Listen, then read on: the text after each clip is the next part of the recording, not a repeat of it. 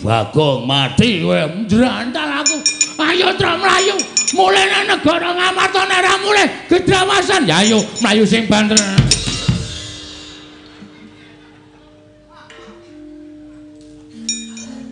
Ceniningan matamu kowe. Mripatmu sing ceniningan. Iso iki. Prabu Baladewa. Petro. Nggih. Mlayu-mlayu ngopo? Nun. Mlayu-mlayu ngopo?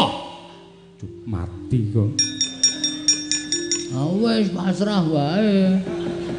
Mlayu rono ketemu Prabu Duryudana, mlayu nene ketemu Ketua Satpol PP. Muni apa ki Bagong? Muni apa? Manu mboten muni kok. Ora seru-seru kok nek mireng malah saya duka. Nyun mahapunten sinuwun mboten niat kula damel geger negari Mandaraka. Namung nyatanipun kula dipun warai. Petro. Nun, kowe wis tuwa. Nggih. Ponakan Bagong arep kaya ngono kuwi wis tuwa. Nggih. Kowe kudune iso mikir, iki negarane sapa? Yen iki negarane Baladewa wae sakarepmu nggonmu gawe geger. Yen iki negara Ngamarta sakarepmu, jenatane kowe Punakawan negara Ngamarta. Nggih. Ning iki Mandaraka, iki papan lenggaing Kanjeng Rama Prabu Salyapati. Kuwi pepunden. Nggih. Kok kowe gawe geger? Diwarai kok. Sing marai sapa? Kurawa ya, Gong. Ora ketoke. Gong tak antil iki. Heeh, Kurawa. Kurawa ajeng mateni kula, ajeng mateni Petro. Terus nggih kula lawan sing jeneng menungsa. Kula niku menungsa sinuwun. Mundur. Iya. Ora gawe masalah meneh. Ora. Kula niku menungsa, selagine cacing niku pidak menungsa. Nika ngulet ora ngrasake lara ning butuh males. Ning mestine kowe kudu ngajeni karo Pursata Kurawa. Nadan kira kowe watak yang karo Budi Candala. Ning Kurawa ki pepundenmu dhewe. Ngertos, ning kebangetan kok Kurawa le sumbar. Lho, kebangetan piye?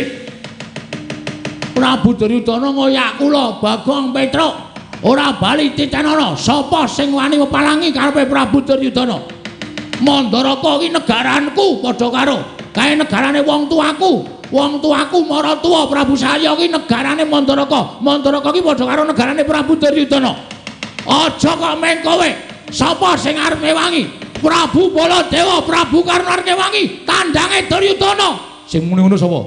Gong, ora gawe masalah, Gong.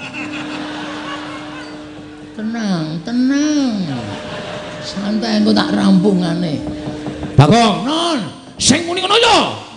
Lho sinten meneh Sinuwun Prabu mboten Sinuwun Prabu Duryudana. Mbok yakin sumpah ora bakal kelakone Prabu Duryudana wani nantang karo Natamadura Prabu Baladewa. Weh, nang bengi niki muni ngonten wae tak genahke karo Yai Prabu Duryudana.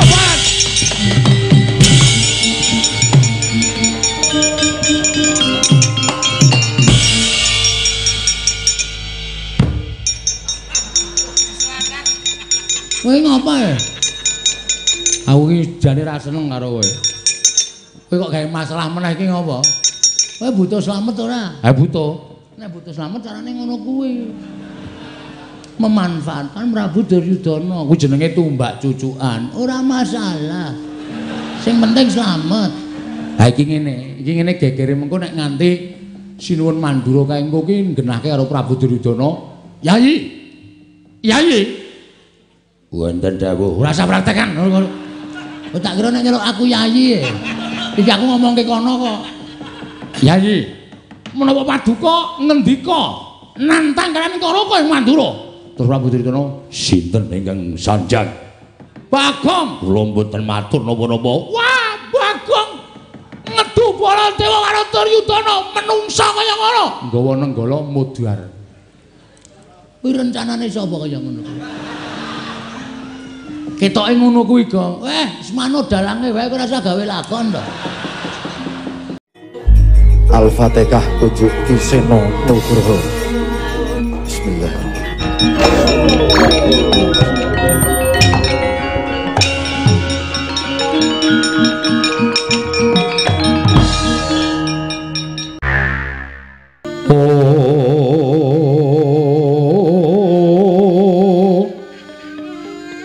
Nga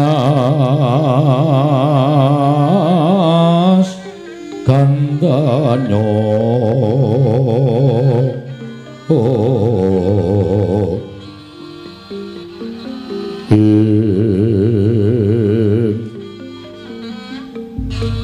mawe raras renaning griya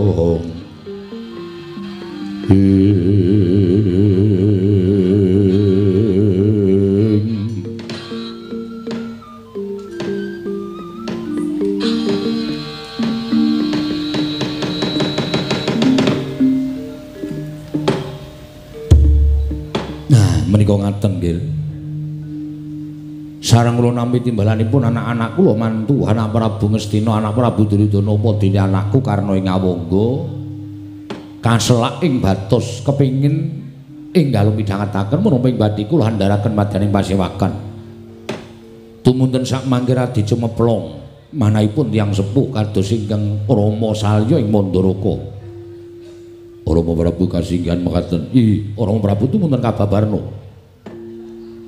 kula menika sampun sepuh kula menika sampun keladuk sepuh monggo anggen kula ngasta bawat peperintah negari Mandaraka menika sak sedanipun Prabu Mandrapati kula sampun dados nalindra tasih muda kula sampun sinengkuyung dening para kawula lenggah dampar keprabaning Mandaraka ngantos seprigi kula menika imbanipun sampun kewowoken kula menika sampun kewowoken kula menika sampun kewaregen kula menika sampun boten badhe sulap malih kalian derajat tuwin pangkat menapa manih kadonyan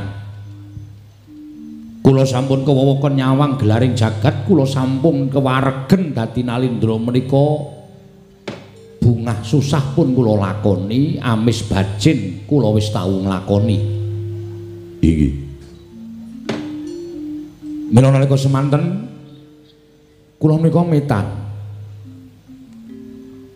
dasaripun kula menika nggadahi putra pawestri ingkang sedaya sampun winengku ing kakung inggih menika anak kula Banowati winengku dening anak Prabu Duryudana anak kula Irawati winengku dening anak Prabu Ngastina anak kula Surtikanti winengku dening anak kula mantu ing Ngawangga inggih menika pun Karna Basusena duwen kula menika nggadahi putra jaler kalih inggih menika pun Burisrawa kaliyan Rukmarata kasinggihan mekaten wonten paridamel menapa dene kaduwan Rama Prabu paring dawuh glejah perkawis putra kula nuwun sewu negari Mandara ingkang wiyaripun semanten menika kala wau menawi sak mangke kula lengser ke Prabon tumuli kula ambrahmana upami kula menika gandrung kalian ulah kabrahmanan tumunten kula nilar kanalindran kula manjing wonten telenging gunung menapa manjing telenging wana tumuli kula ambrahmana negari Mandara ing semanten wiyaripun menika badhe kula paringaken dhateng sinten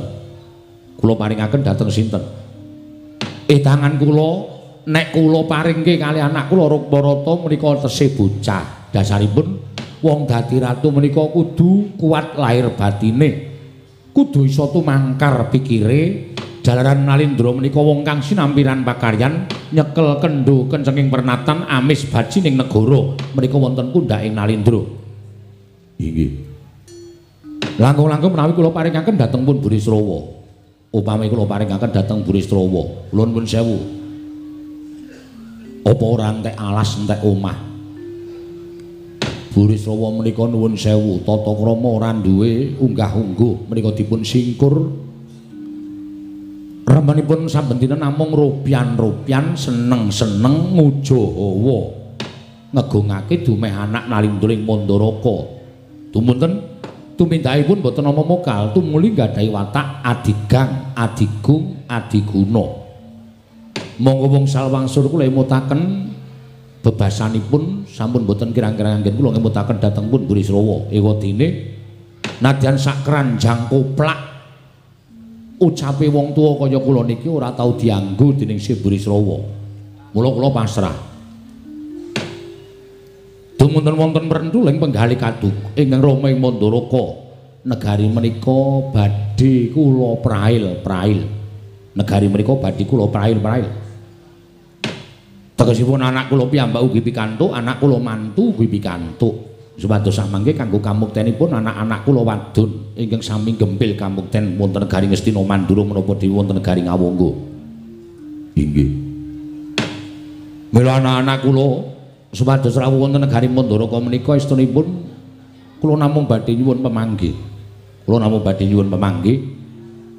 Menawi ingkang rama sak mangke sampun samapta ing gati sawiga ing diri lengser keprabon nilar dhateng kadonyan negari Mandaraka tumunten kula ambrahmana upami lho mriki. Lajeng negari menika kula pasrahaken dhateng anak kula mantu ing Ngastina, anak kula mantu ing Mandura, tumuli anak kula mantu ing Ngawangga menika etanganipun kados pundi kula nyuwun dawuh. Mergi nadyan kula menika sampun sepuh sing jeneng wong tuwa menika adaanipun sok ngendelke pengalaman ning nek pintere kalah karo cah nom. Inggih. Mila antawisipun pengalaman kalian kepinteran menika kedadipun dadosaken setunggal. Kula sampun gadhahi pengalaman, anak-anak kula mantu nalindra muda menika kula suwun supados udu penemu babagan perkawis menika kula nyuwun dipun pernahaken. Menapa sampun leres kula menika matur kados mekaten lan gadhahi pemanggih kados mekaten menapa tasih kapetang lepat nggih kula nyuwun dawuh siang pantara ratri hamung cipta pukulun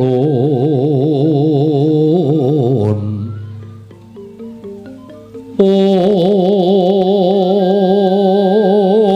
tanana liwan kaheksi mila katur kang cundha manik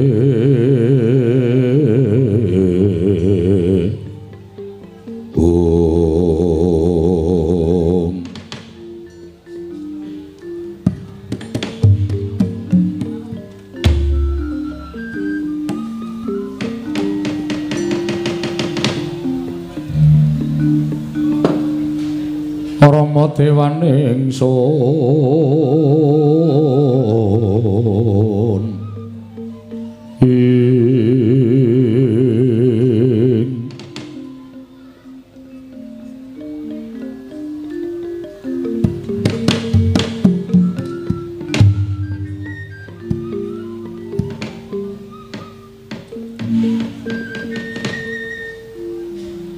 Nunamit pasang Kalimantabi tinebine ing londone demawahing tawang tuwak. Rama Prabu. Anak kula ing Mandura wonten dawuh menapa nggih? Kula nuwun pangapunten. Aradi kejut karo sing manahipun ingkang putra ing Mandura pun Baladewa. Dene mekaten wiya sing pangandika paduka. Mboten kanthi kanyana-nyana. Mongke ingkang gumana musik wonten manahipun ingkang putra ing Mandura. Ingkang putra katimbalan sowan wonten negari Mandaraka menika, alit-alitipun negari menika katrak ladu batang pinurih dadi ajahing rempun tegesipun wonten alindra ingkang badhe anjungkeng kawibawanipun Kanjeng Rama Prabu ing Mandaraka. Monggo kali negari Mandaraka ketaman ribet awit saking polaing para nayaka lan para punggawa nanging jebul boten nyana babar pisan. Bilih mekaten wiya sing pangandika paduka Rama Prabu ngrembak perkawis waris negari Mandaraka. Lho nuwun pangapunten Rama. Menawi paduka Rama Prabu paring dawuh mekaten, kula ingkang putra mantu ingkang sepisanan badhe munjuk atur. Kula mboten cocok, kula mboten mathuk, tuwin mboten gathuk. Dasaripun kedamawi dasar lho nggih. Sampun ngantos paring pangandikan menika namung waton paring pangandikan, ning paring pangandikan sing nganggo waton. Dasaripun menapa? Niki rembuke wong tuwa. Anak kula ing Mandura mboten rembakan kaliyan Alindra. Sak sesaminipun yuswanipun utawi sakbaraan nanging panjenengan rembakan kaliyan tiyang sepuh. Dasaripun menapa? Dasaripun wonten cobi kula nyuwun dawuh. Dasaripun anak kula ing Mandura paring dawuh mekaten dasaripun nuwun pangapunten. Menawi katiti priksa saking blegering lair Rama Prabu menika tasih ketingal gagah pideksa angka kalih dereng keladuk yuswa tegesipun dereng pikun. Monggo nyatanipun tiyang ngasta bawat pemerintah negari menika menawi tasih tumangkar budinipun tasih rasa ngumrembyahaken asta njangkahaken suku menika tasih wenang asta bawat pemerintahan. Nuwun pangapunten. Rama menika tasih katingal mudha. Rama Prabu menika nadyan sepuh nanging kula waspaosaken tuwin kula taliti bab otot bebayunipun lan prabeda kelawan ingkang putra ing Mandura. Bila menawi paduka Rama Prabu ngrembak perkawis menika kula mboten cocok, kula mboten mathuk. Nuwun sewu.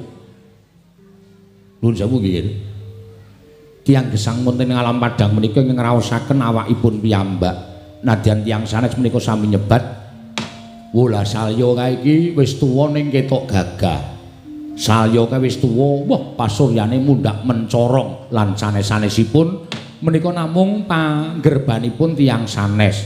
Ning sing iso ngrasake perkara kula niku wis tuwa apa durung, perkara kula niku wis ringkih apa durung menika namung awakipun piyambak. Panjenengan ora iso ngrasake Salya, semantun iki kula ora iso ngrasake anak Prabu Mandura. Menika sampun pinesti dhateng Kodrating Hyang Manasa. Monggo raos kula menika sampun keladuk yuswa. Paningal kula sampun boten cetha, ucap kula sok kepleset-pleset klera-kleru. Sukunipun ing Rama ing Mandaraka menika menawi kinarya jumangkah menika estunipun sampun boten kiyat. Nanging gandeng kula menika boten kepengin dipun wastani Nalendra sing ringkih. Mula pendak-pendak diprisani piyai akeh kula kuat-kuatke nggih. Kula kuat-kuatke. Ning iso ngrasake ming Salya. Angka kalih wong gesang wonten ing alam padang menika namung telung perkawis. Lair netepi kewajiban, mati cekap ngaten kemawon mboten wonten sanesipun. Lair Salya sampun nindakaken wonten ing jagat tegesipun kula sampun nglampahi tataran ingkang setunggal. Angka loro netepi kewajiban. Kula wis dadi ratu sing apik, kula wis dadi ratu sing becik. Negara Mandaraka katon tentrem, negara Mandaraka katon makmur. Kawulane padha sayuk rukun tetunggalan manunggal, tunggal cipta rasa karsa lan karyane. Angka loro, negara Mandaraka menika dereng nate ketekan mungsuh. Negara Mandaraka menika dereng nate ketekan mungsuh. Mbuh mungsuh saka njaba utawa mungsuh ingkang bakal ngrogoti negara Mandaraka menika sami boten wantun. Tegesipun kula sampun dados Nalendra ingkang sae. Upami wonten kula mesti saged ngrampungi perkawis menika kanthi tuntas. Anak-anak kula wis mentas kabeh. Anak kula Irawati wis winengku garwa panjenengan, anak kula Surtikanti winengku garwa anak kula Karna, anak kula Banwati winengku garwa pun anak Prabu Duryudana. Nek anak lanang kuwi tumrap Salya, kula mesti mulang karo anak kula lanang aja gampang semindhi marang panguwasaning wong tuwa. Ning kulinakna bebodro dhewe. Sampun jangkep to? Sampun jangkep. Dados dinten sak mangke kula menika namung menggalihaken dhateng awak kula piyambak, uripe Salya kuwi sak teruse kepiye. Kula namung pados kepengin pados sangu kinarya sowan dhateng panguwasaning dat kamurweng dat. Nek wis entuk sangu sing cukup tumuli kula pasrah ngenteni jidaring pasti. Patine Salya menika ya manut karo panguwasaning Gusti Ngakarya jagat. Ning sadurunge kula menika ninggal jagat, apa-apa wis temata, negara wis temata, kabeh wis katon kepenak disawang. Lek kula sowan ngersaning Gusti mangke upami titi wancine wis nekani niku ora kesandung-sandung, ora kesrimpet-srimpet lakune. Mila bab menika panjenengan sampun ngantos dhuwur. Namung kula suwun niguh pratikelipun bab negari menika kedahipun kados pundi? Rama Prabu wonten dawuh. Kula nuwun sewu. Kula badhe nyuwun pirsa dhateng Rama Prabu. Menawa panjenenganipun badhe merail negari Mandaraka menika tumrapipun paduka Kanjeng Rama Prabu kedah adil ing samukawisipun kudu adil. Menawi boten adil sampun ngantos kula menika disebut sebut Nalendra ingkang Bancindhe Banciladan. Menawi kedah adil mesinipun putra paduka menika boten namung menika. Kejawi kadang kula Yayi Rukmarata lan Yayi Brisrawa. Nanging estunipun ugi wonten ingkang nggadahi hak tumraping warisan negari Mandaraka. Mangke riye? Sinten nggih? Sinten ingkang gadhahi hak tumrapi negari Mandharaka? Pandhawa karo kakangne telu Puntadewa Werkudara lan Janaka. Menapa Rama Prabu boten wonten mrenthul raosipun badhe maringaken boten ketang sekedhik negari ing Mandharaka dhateng kang putra pun Nekula Sedewa Rama Prabu.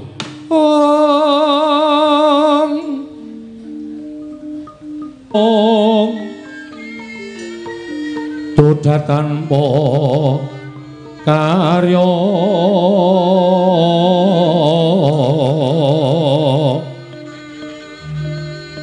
sangkang rinemekan Gusti kelong reno sak sekarnya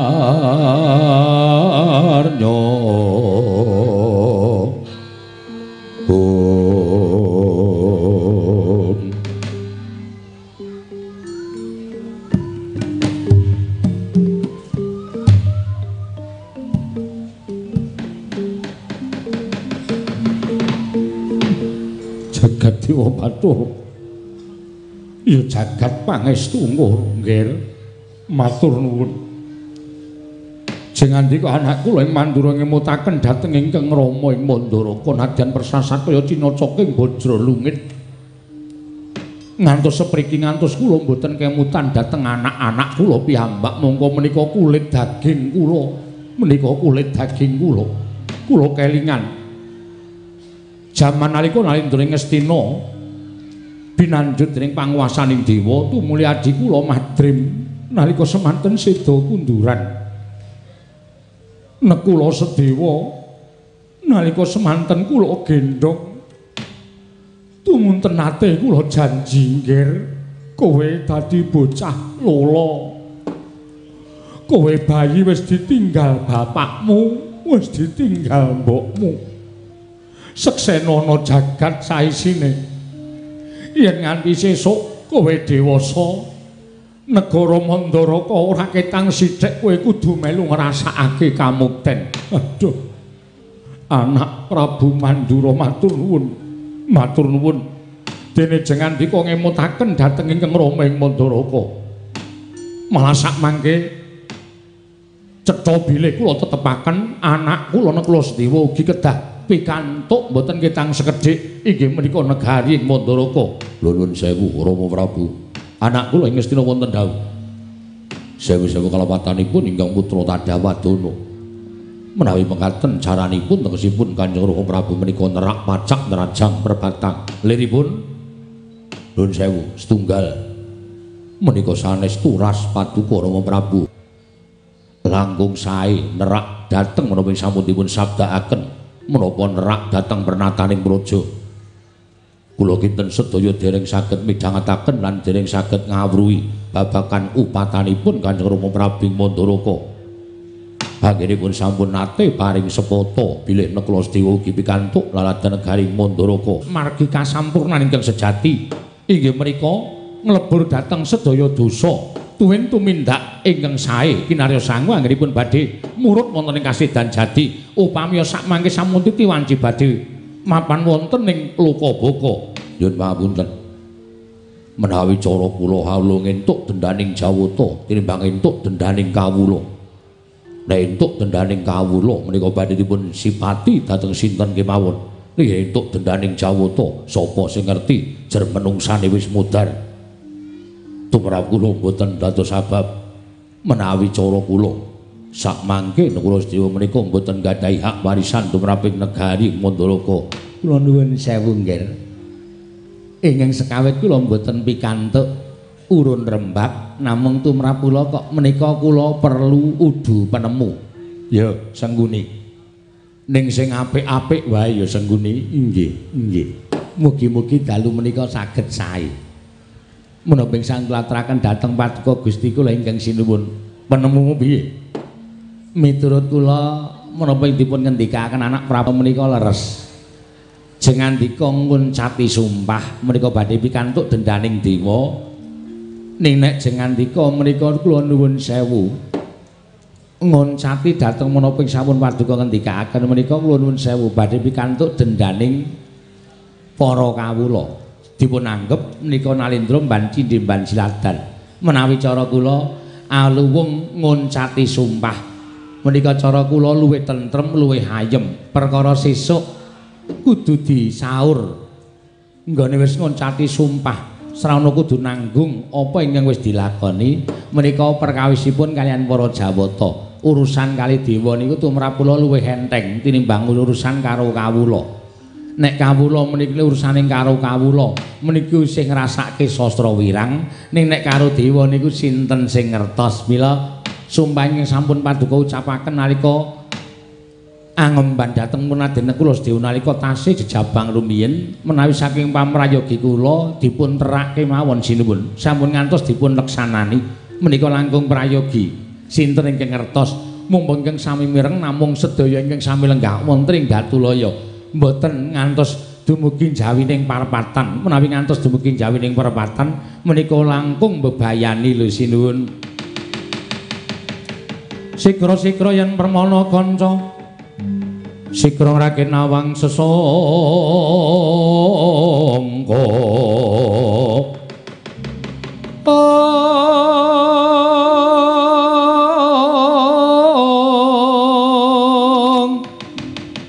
Nalendra Bakmara sing mangyat kurta kata kaping mangyat kurta kata kaping irika sang binarwasa irika sang binarwasa ing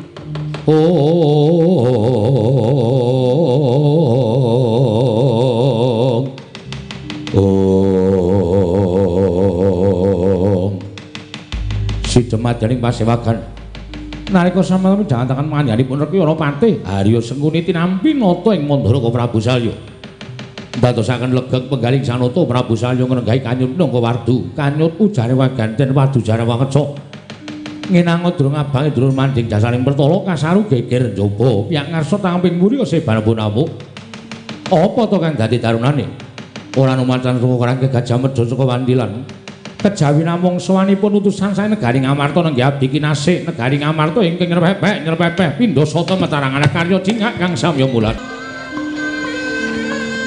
ngajamaken astanira kalih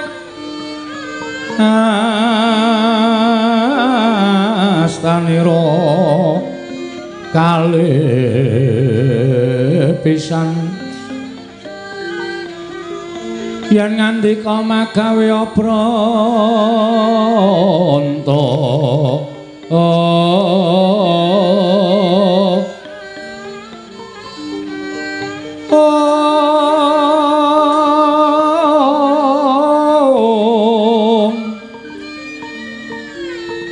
yen ngandika magawe apranta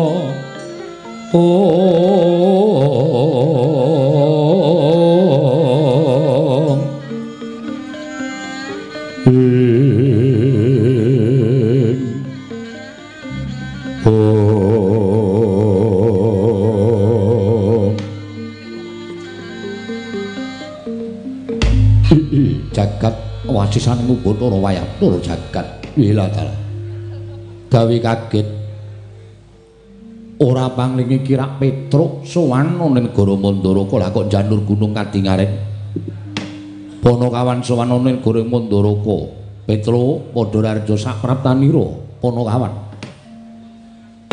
nyuwun mangapunten nun amit pasang Kalimantabi tinebene ing ladoni Demawaing tawang tuwang sinuwun linepatna ing tulak manung lakar kaleresan kula abdi panjenengan pun Petruk nadyan awis-awis kula sowan wonten negari Mandaraka namung dinten menika kula perlokaken sowan wonten negari Mandaraka kemareng kula ngaturaken sembah sumung keping pangabekti kula kunjuk sinuwun iya wis ndak tumpah karya bombong tias ingsun ora liwat pangestuning sun tampan ana kula pundi nggo jimat paripin dayana ning kasantosan paring maestu paduka amawahana kabagyaning gesang kula sinuwun ora antaraning kowe karo Bagong kok lete suwe men apa mangkate ora bareng sareng lah kok kowe wis sowan lecak untara Bagong kok lagi sowan kuwi kaya wong ora rukun anake Semar padha-padha putra Semar kok ora rukun mboten kula rukun tetepan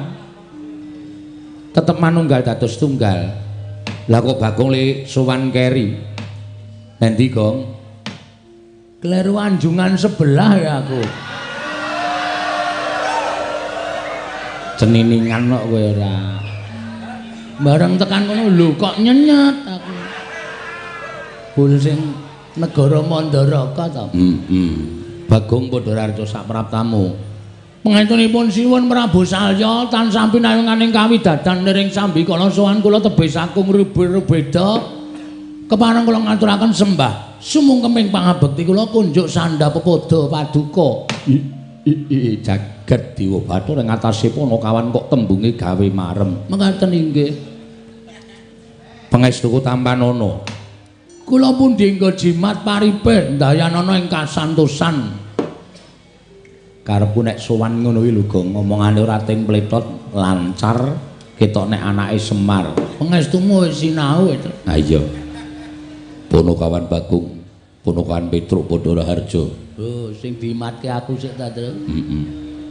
Pangestunipun Ndara Duryudana wilujeng bekti kula kunjuk, pangestunipun sinuwun Ngastina wilujeng bekti kula kunjuk sinuwun ya Petruk tak tampa. Pangestuku Tampanana, kula pundi nggo jimat paripe. Nggih, kula pundi nggo jimat paripe ndayanana ing kasantosan.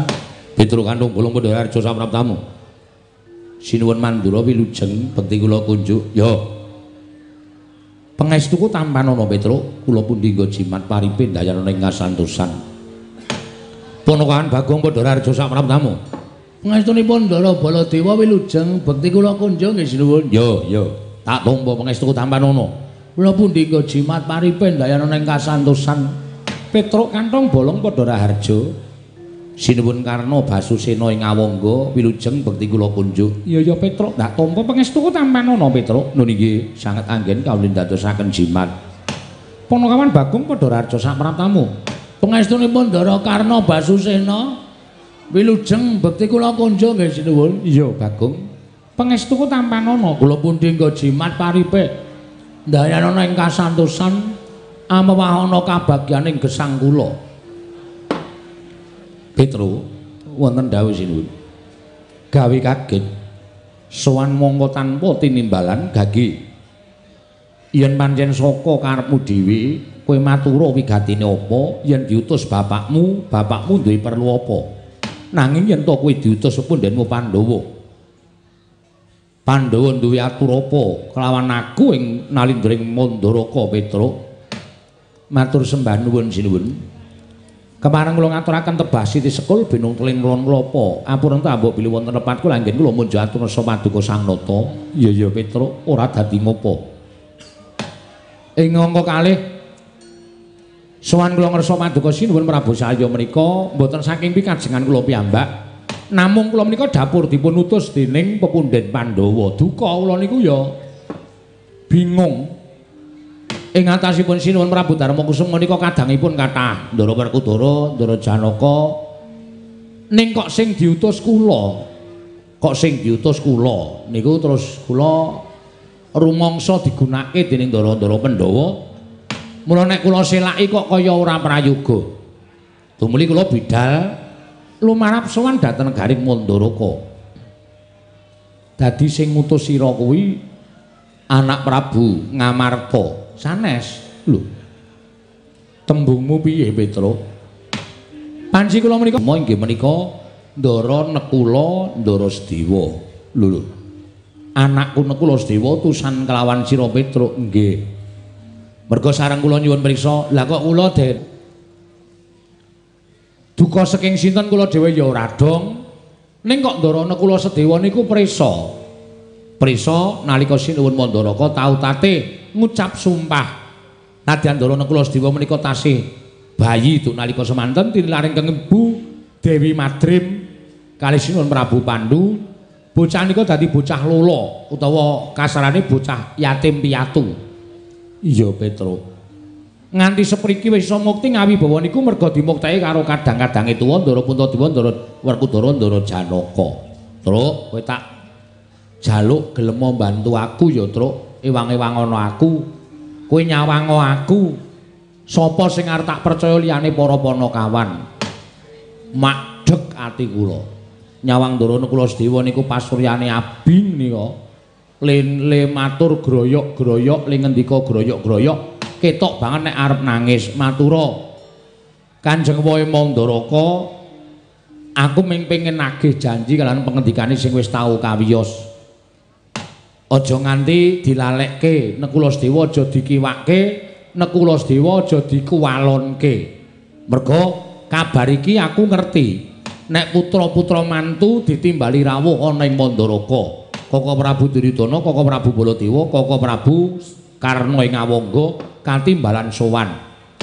Kanjeng Wae Mandaraka bakal paring ora ketang sithik-sithik kamukten negara ing Mandaraka.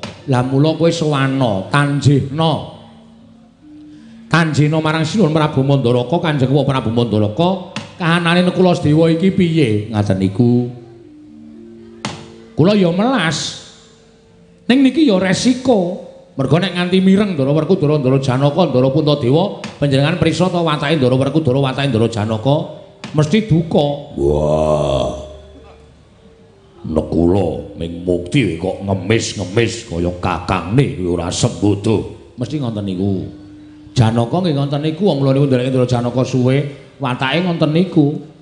Nekula Sedewa ming arep mukti kok dadak njaluk Kanjeng Wae Mandaraka, apa kakang-kakangmu ra iso muktekke?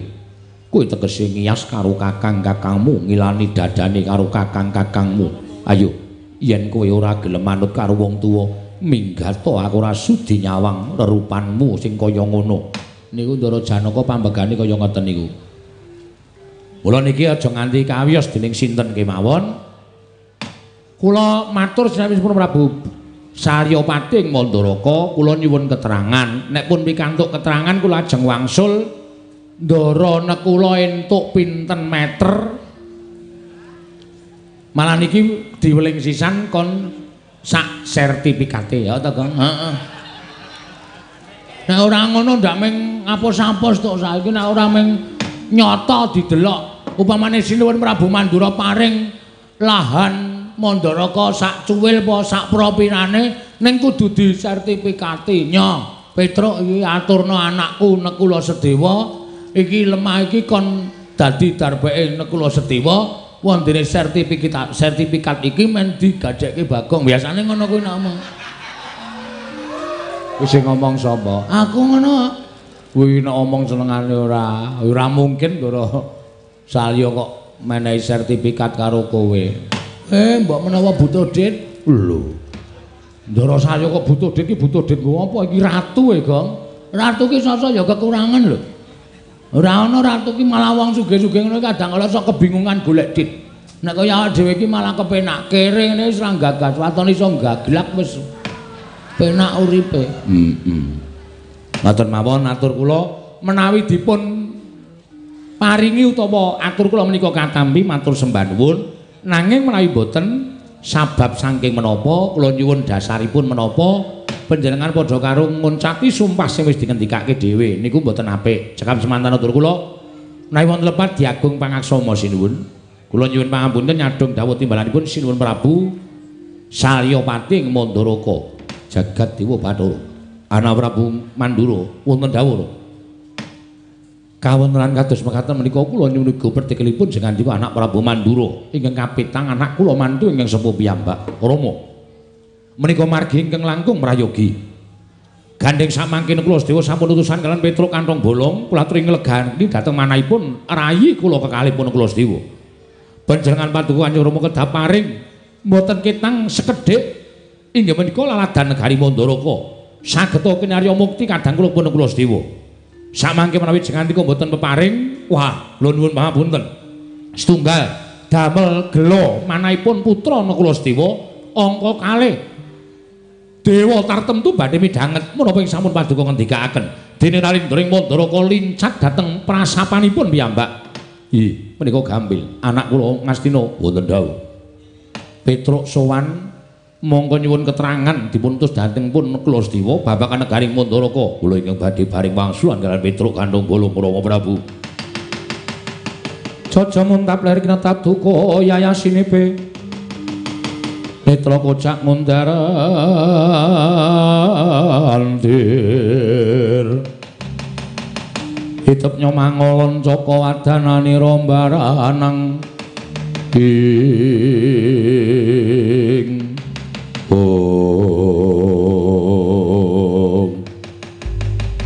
Pedro lho nyuwun pangapunten menika sinuwun Ngastina ya kok nyuwun pangapunten jumeneng wonten ngajengan kula aku ingkang bakal menehi mangsulan karo kowe babakan Nakula Setiwa kene kepengin ngrengkuh negara Mandaraka ora ketang sithik kudu njaluk warisan negara Mandaraka oh nggih lah kok mboten Kanjeng Sinuwun Saryapati aku ing menut dadi batal wakile kok mboten putra mantu sing sepuh piyambak kok malah putra mantu sing nomor 6 piyambak menika dados pundi ora sah cerewet budaya aku gelem aku sing mangsuli kowe ora gelem napa ucape Duryudana ora sata tampa wala keras iki kok aku malah kaya ngene wis nek kuwi sing wangsulan cetha dadi masalah truk yakin asli wis tak arep kowe nganggo pawadan Ndarana Kula Sedewa niku wong lola Ndarana Kula Sedewa niku wong ora duwe bapa wong ora duwe ibu nek mungsuh ratu siji iki wis tenan wis pahit iki ra dirasa kamanungsan kok iki nyumbang yatim piatu ya ora tau ngekeki wong sing ora tau ora iso mangan ya ora tau ora iso nyandang ya ora tau sugih ya sugih mergo cethil kuwi kok gong lambene iki sing apik ora apa-apa krungu mbok ben wong nyoto aku ki nek omong nek nyoto ora masalah dirungokke karo sing tak unekke iki nek nesu tandangane tandangi piye maksude ya tak tandangane karo kowe barang lho kok karo aku barang iki piye aku ora wani kok wah lah piye ya wis berarti aku rasa omongan ora rasa omongan ora Pedro nun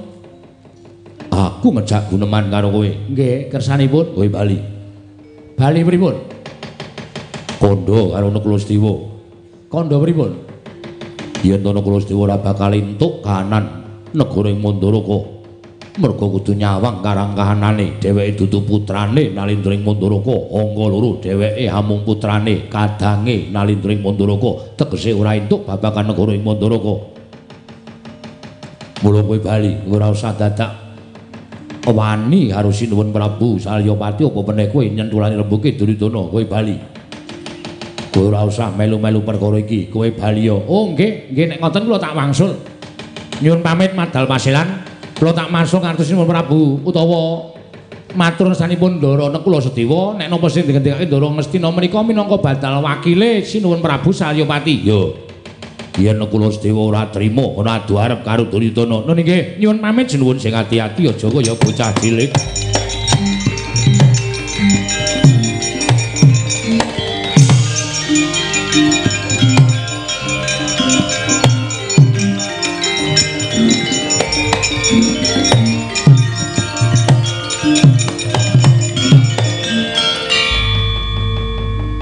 Bagong isih nang kene. Isih ana perlu e.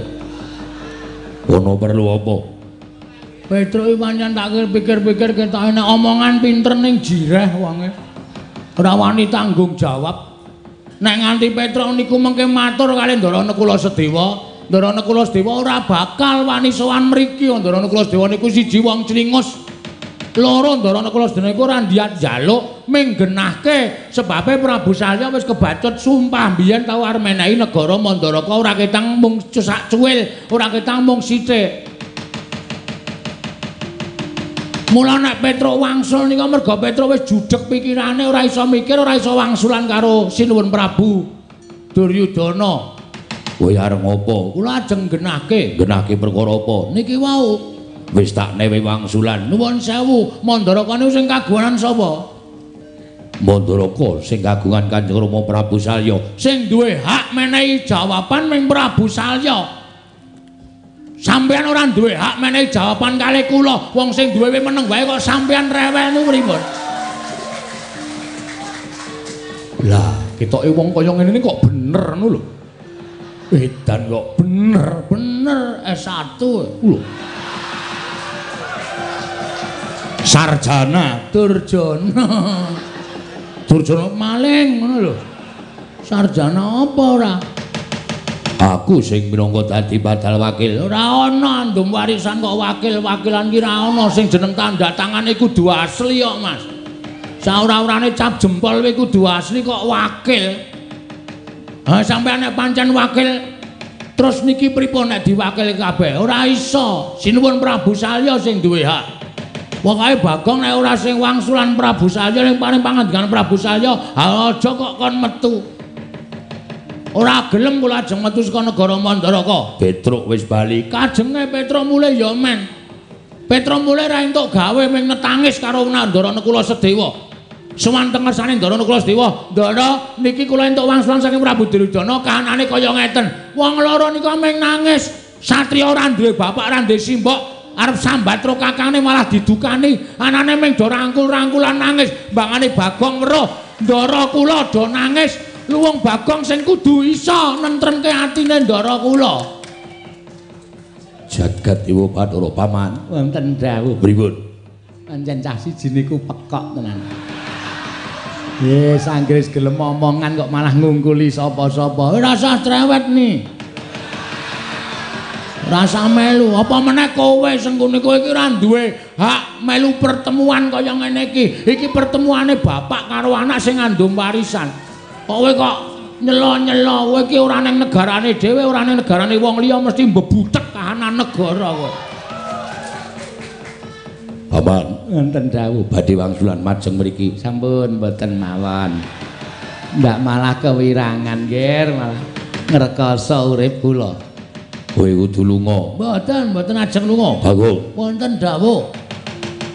Yen ora lunga tegese kowe wani karo Duryudana. Lho, nuwun sewu, kula nek ora marahi. Kula nek diwarahi niku nek upama kula landhesane siji bener, niku ambok karo sapa-sapa kula ora wedi. Nah niku patokan kula mung ngoten sinuwun. Tur kula teng mriki nggih bener wong sing duwe negara dudu sampeyan kok sampeyan sing paring dawuh, sampeyan sing mangsuli. Emoh. Kula ya bener merga kula kepengin midhanget sabdanipun Prabu Salya Pating Mandraguna. Mandaraka. Saking mempeng kowe kleru. Aku anake mantu, luwe-luwe anake mantu. Nek kowe ora ngepek anake Prabu Salya, kowe ya dudu anak mantu, kowe ya dudu sapa-sapa. Sing duwe hak ming Prabu Salya. Yayi. Bagong menika nadanipun menapak-menapakaken dasaripun leres. Panjenengan wayu pawadan menapa-menapa tartemtu kawon. Mila kula aturi ngawon, tinimbangane mangke panjenengan malah kewirangan. Yayi, menapa dipun ngendi? Aturaken Bagong menika cocok tuwin leres. Jagat Dewa Bathara. Lagi iki Duryudana kalah omongan karo kere. Mula aja sok ngina karo kere, giri lusi jalma tan kena kinira ya. Wujute kaya ngene iki ning aja disawang wujute. Iki lagi arep kondiang aku. Di streaming to iki padahal wong akeh do ngerti nek Duryudana kalah adu argumen karo Bagong. Argumen ya apa? Argumen niku napa? Mbuh. Aku ki iso omong ora iso jelaske. Iso maca nang koran-koran kae. Malah kewirangan. Mungsuh Bagong ora iso nanduki omongane Bagong. Paman dos pundipun lenggah mawon ingkang sekeca kajenge anak Prabu Salya ingkang paring dawuh nuwun sewu nuwun salya ingkang paring dawuh. Bagong, wonten dawuh. Aku durung iso menehi keterangan sing gumathok. Sampeyan ampun melu-melu lho. Sampeyan aja melu-melu Prabu Duryudana lho, duwe adeg-adeg lho. Ratu nek ra ndek adeg-adeg mung rubo-rubo gedang. Sing kene ambruk rono sampeyan ambruk rono, sing kene ambruk mrene sampeyan ambruk mrene. Nggo ngopo gunane dadi ratu? Kudu duwe penemu dhewe. Babakan Ndara Nekula Sedewa niki sampeyan kudu iso nengahi ora mung sak penake dhewe. Ndur aku kon ngomong piye? Lho, lah piye biasane omong kok kon ngomong piye? Angger omong biasane pripun? Aku durung iso nengahi, pikir aku isih bunek. Aku kudu piye kelawan anakku Nekula Sedewa. Monggo aku wis kebacut sumpah. Monggo sampeyan ajeng nglintati sumpah sampeyan monggo. Ajeng maringi kali Ndara Nekula Sedewa niku ya langkung apik, luwih becik. Bangane sampean ratu dunekke blendra-blendre kaya banyu tumumpang godhong sintik. Omongane ra iso digoceki. Nek cara kula malah isin. Ya wis. Yen ngene kowe mengko nusula Petruk nggih. Balya ning kasatriyan Sawujajar Bumi Tawu nggih.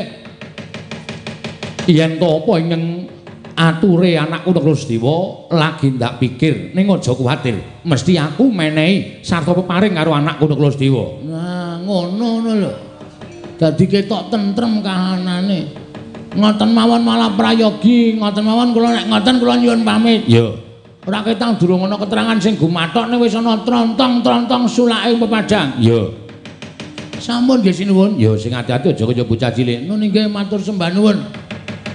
Sinuwun Duryudana kula nyuwun pamit. Ora caturan karo dapurmu. Ora caturan ya wis. Aku ora caturan karo kowe ya ora apa-apa. Aku bali ya seng. Kurang ajar ta. Aku ki patih kok mung disengseng. Patih mambu kok. Mula jenenge Sengkuni. Iya sing ati-ati Bagong. Ya ngono wae penake nang kono. Iya wis ora kurang kepenak. Sinuwun Mandala nyuwun pamit nggih. Ya sing ati-ati Bagong. Nyuwun pangestu mugi-mugi kula iso madhangke kahanan iki kaliyan Ndara Nagaradewa. Ya sing ati-ati. Ndara Karna kula nyuwun pamit. Ya Bagong sing ati-ati aja kaya bocah cilik. Nun nggih matur sembah nuwun cekap semanten. Ing dados atur kula menawi wonten lepatipun nyuwun pangasami kula nyuwun pamit. Ya sing ati-ati. Den, apa? Niku lho hartane arep dawah. Endi? Niku semampir tenggen sak. Niki kula openane ndak malah tiba. Lah, malah dijukuk dhewe to. Ora apa-apa, ngoten mawon nyuwun pamit bareng. Ya sing ati-ati aja kaya bocah cilik Bagong.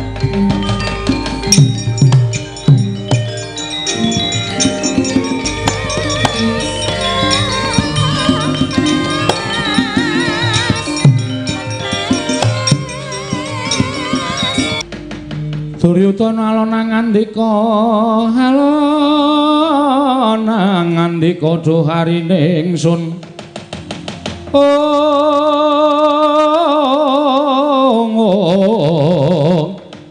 dhuharine ingsun Werkudara den kapareng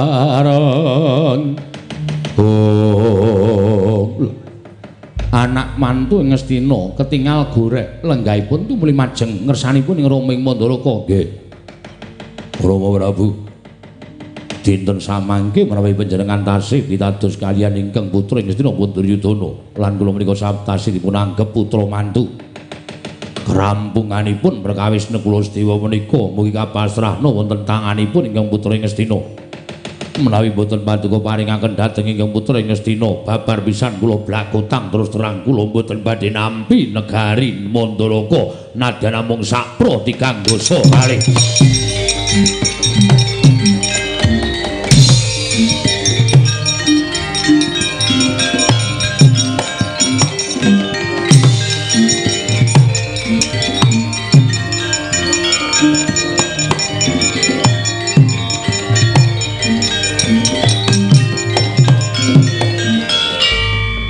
wasisaning Bathara Wayaktur jagat. Radar. Lah kok tasih kumrangsang kados mekaten penggalipun Nyai Prabu Ngastina. Nggih, kula pasrah katentremaning negaring Mandaraka. Kula apal kaliyan watak wantunipun anak kula mantu ing Ngastina. Tanpa dinamung badhe ngubar mawi peperangan negaring Mandaraka badhe nyegat dhateng lampahipun Petruk menapa dene Bagong. Lan badhe dipun kroyok dening Sata Kurawa menika adat lupaya ingkang sampun boten saged dipun ewahi. Kula ingkang badhe jangkit dhateng kawontenanipun Petruk kaliyan Bagong namung sampun ngantos dados regejegan lho nggih. Kula sampun sepuh Rama. Petangan tartemtu dawah wonten ing petangan ganep syukur menawi kula mekaten karna kula maring adawuh. Ora usah melu-melu perkara iki. Jejekno marang adeking Nalindra ing Mandaraka Prabu Salya yen to kowe mbangun miturut kalan dawuhing Ratu Ngastina tegese kowe padha karo melu ngorek-orek marang pasuryaning wong tuamu ing Mandaraka. Menapa sampun paduka dawuhaken badhe kula candhi nggo jimat lan kula ugi mangertos bilih Petruk kaliyan Bagong menika ponokawan kula piyambak. Kula mboten badhe mentala damel cintrakanipun ponokawan kekalih menika Kanjeng Rama. Syukur yen to pancen kaya mengkono kaya wis paripurna. Pasewakan ingsun bubarake kawula ngestaken dawuh ingsun kundur ngedaton karna Sembah kula ngendhalaken Jengkar Paduka Kanjeng Rama Prabu Mandaraka. Purna gati ning pananggilan. Sanata sukundur kedaton jelek hanging damparan ketula kinapit gamparan gading kadhiraken sangganing Purumban Cedi. Manggung ketanggung Joko Paloro-loro. Ing sami ngambil upacaraning keprabon.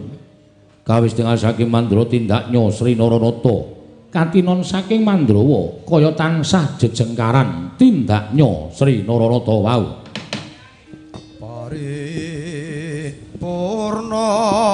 Sang Nata arsa kundur ing puri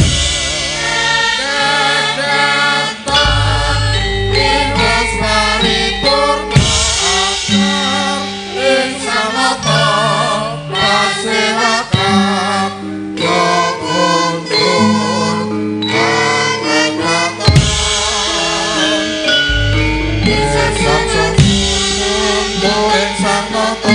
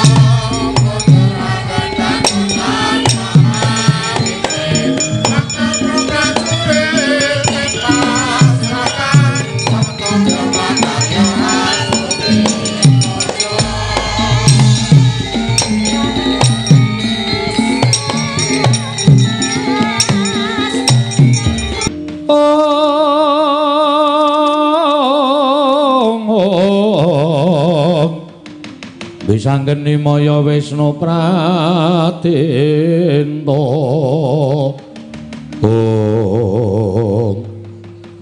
Kowe mau dadak keri ngopo iki, Gong?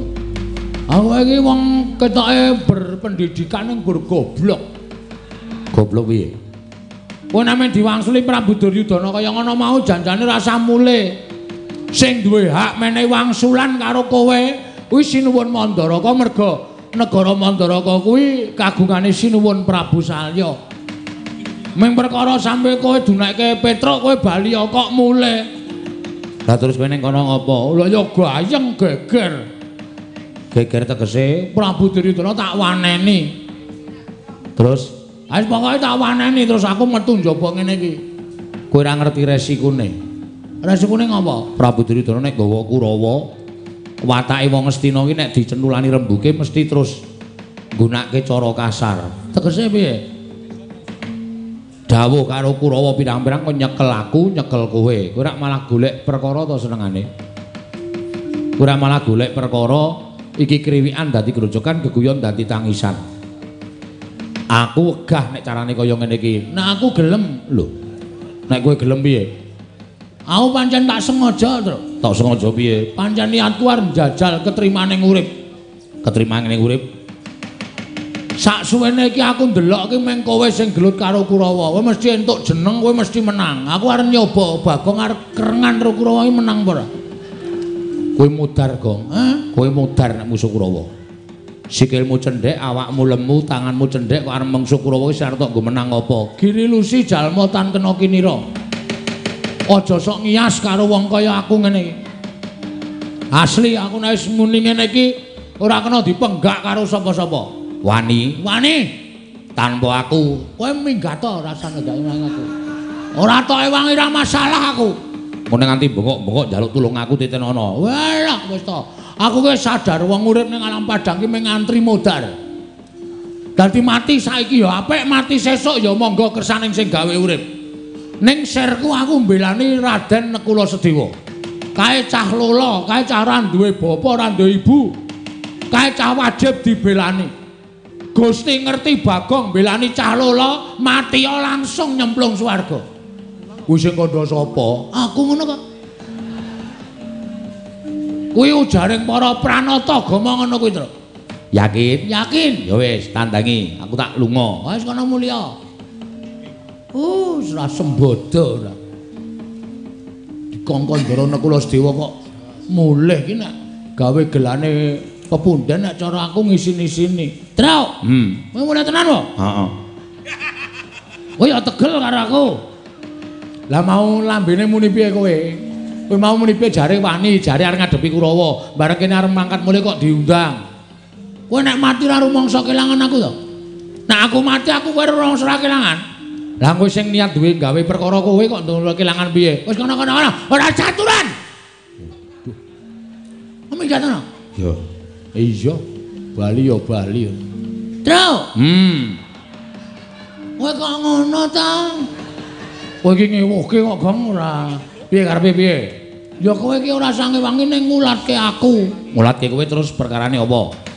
Nek kira-kira aku terdesak kowe maju. Ah jenenge ku njaluk bantuan. Ku jenenge njaluk bantuan. Njaluk bantuan ki nek kula nuwun. Kula menika tiyang mboten gadah ngono kae.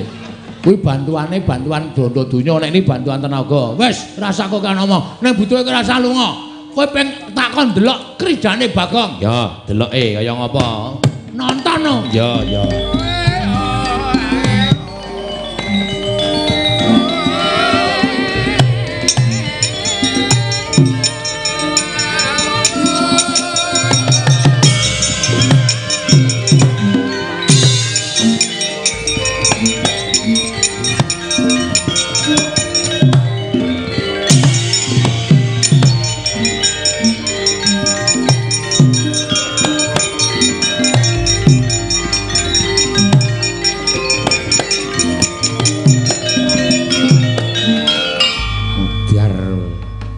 Sing teko ora ming siji ning loro sisan.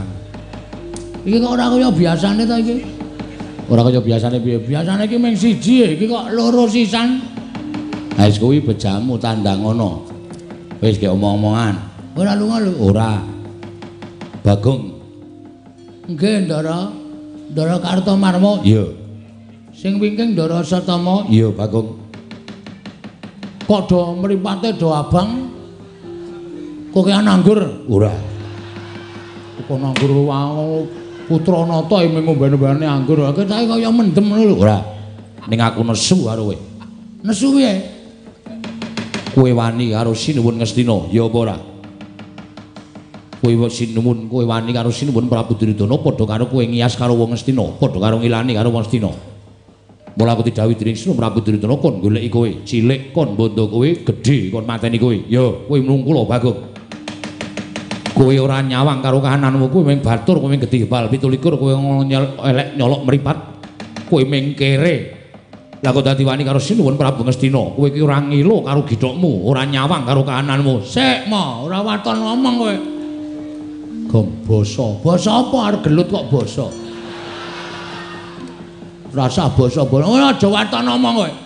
Kowe ngunake Bagong gedhi bal 17, kowe ngelek nyolok mripat. Mung kere, ning aku ora menungso. Lho. Lah kok kowe muni ngono? Lah saiki kowe nganggo sandangan apik nang kowe iki kudu menungso, kowe iki blesteran.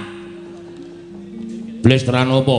Bapakmu pendeta, mbokmu Wis kok ora gawe masalah. Kowe minggat wae kono. Malah ngegol-goli kowe iki. Kono minggat kono. Kowe ketoke menungso ning jane kowe iki blesteran, kowe iki anak durna, mbokmu jaran. Lho, kok kowe iso omong kaya ngono? Wah, lah aku ngerti sejarahmu kok. Biyen dek kowe resepsi, bapakmu resepsi pernikahan karo mbokmu ya aku mangkat. Dadi aku ngerti kahananmu. Wis Asatama Jaya teruske, kowe nek karo Bagong malah kewirangan. Perkara iki piye? Kowe bali apa ora? Bali nang ndi? Bali nang negara Ngamarta kandha karo Nakula Sedewa. Yen ora bakal entuk sithik wae negara Ngamarta. Aku gelem bali, nek wis gemlundong sirahe Bagong. Modar tenan kowe wis tak tinggal kok. Truk. Gumlundung sirahe Bagong. Wani karo Kartomarma. Sing tak wedeni awamu.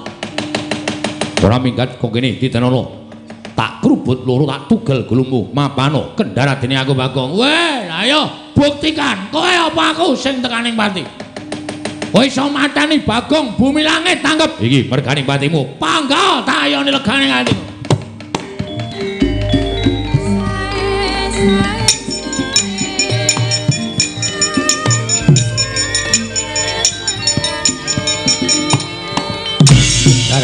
aku.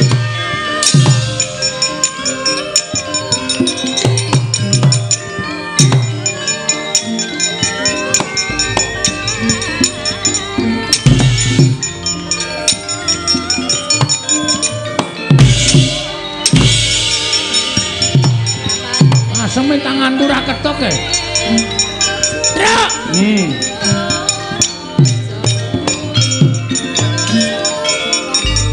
Nyerah aku. Nyerah piye?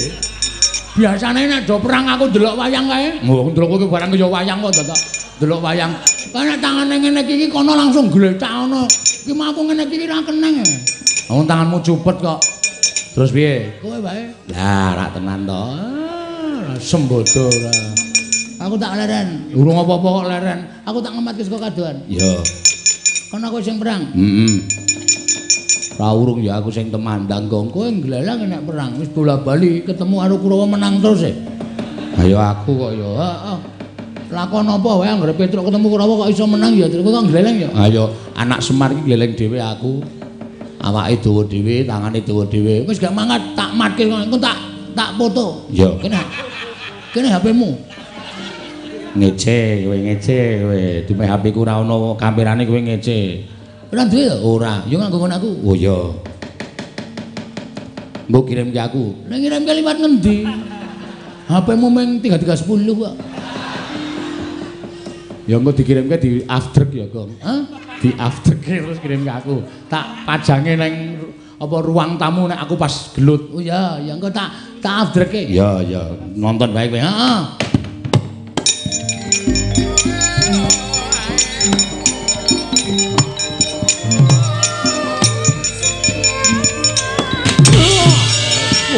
Petruk iki. Mati jeneng aku. Wah. Iya. Wah, edan tandange. Mriki, Den.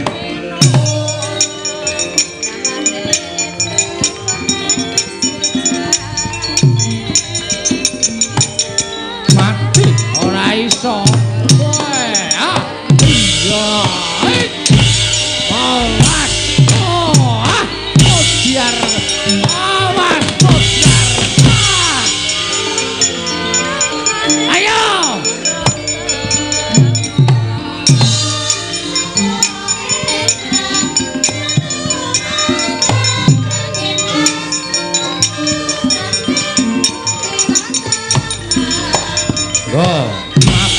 Boten apa-apa. Ora apa-apa. Mati kowe. Awas Gong, oke.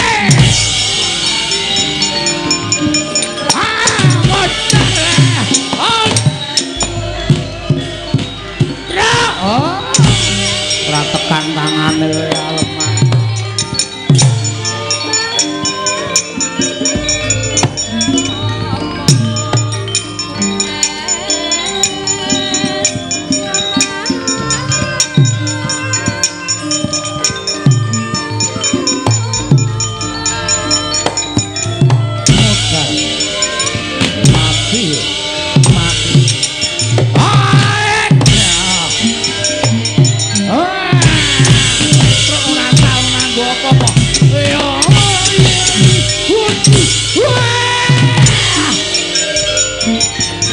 Waduh, mati aku.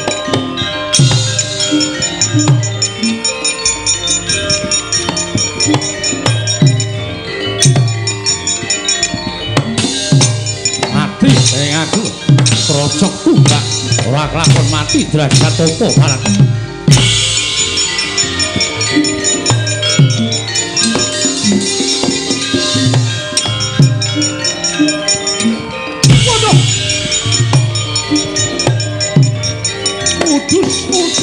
Ora. Iya, ora. Iya.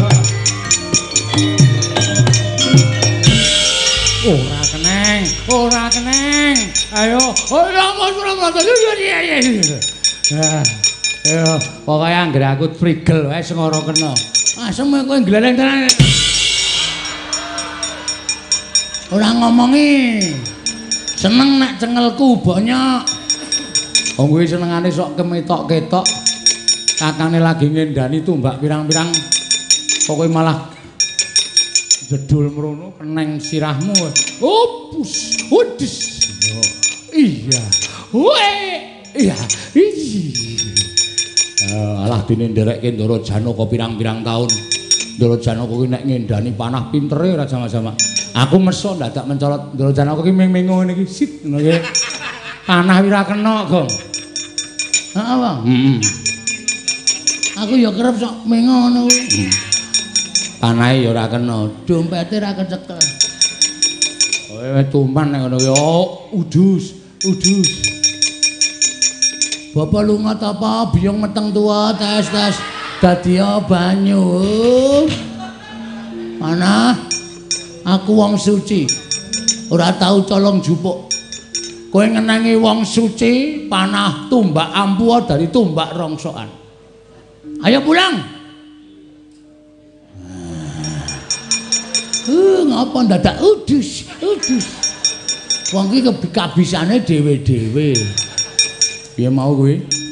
Agene pengen. Piye mau bapak piye? Bapak lunga ta apa biyong meteng tua tes dadi banyu. Minggir. Tak prakteke kudu mandi. Oke. Oh, bapak lunga biyong meteng.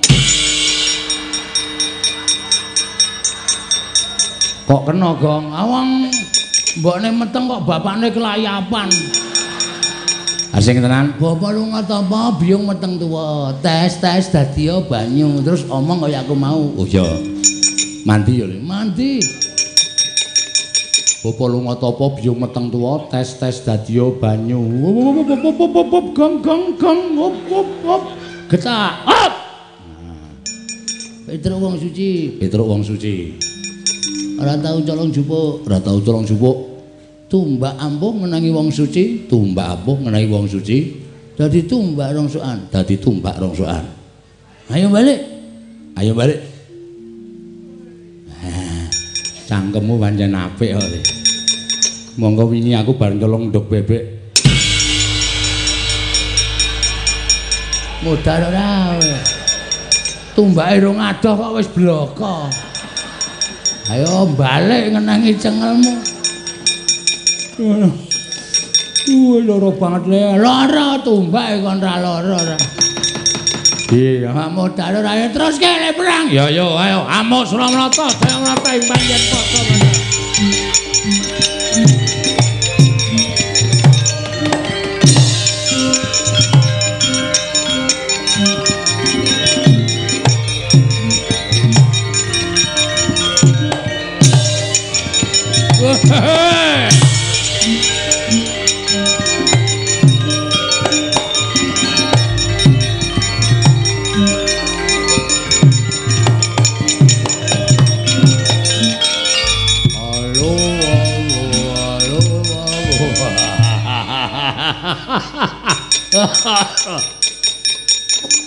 Petro inggih Ndara Dursasana ya.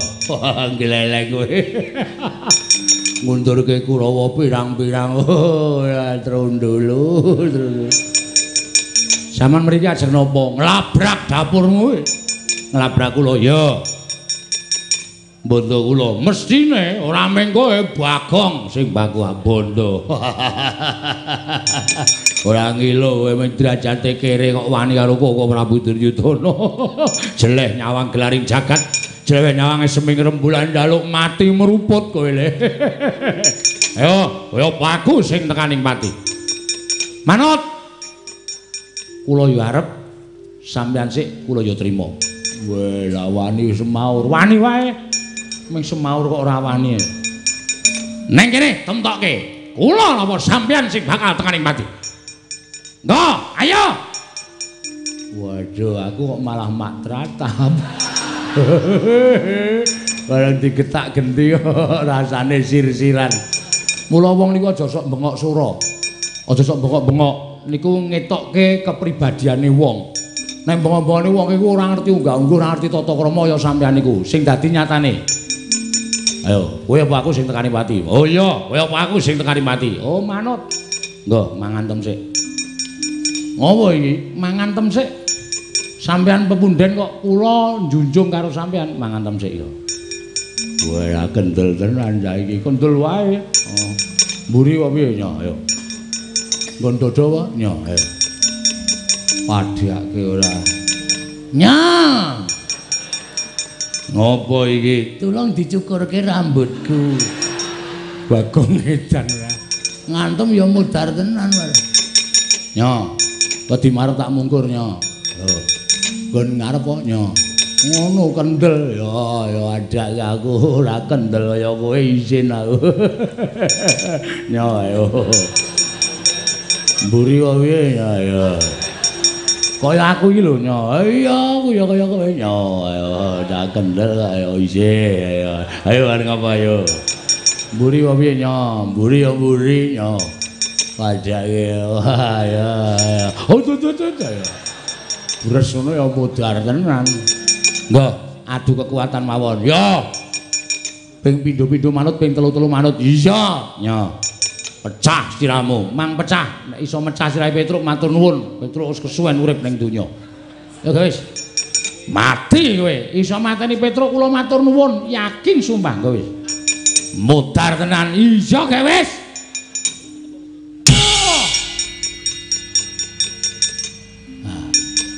Wedian mumet ora?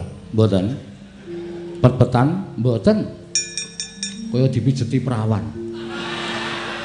Waduh apure diantem kaya pijeti perawan. Sekali lagi. Wah, iya pecah tenan saiki. Mang pecah.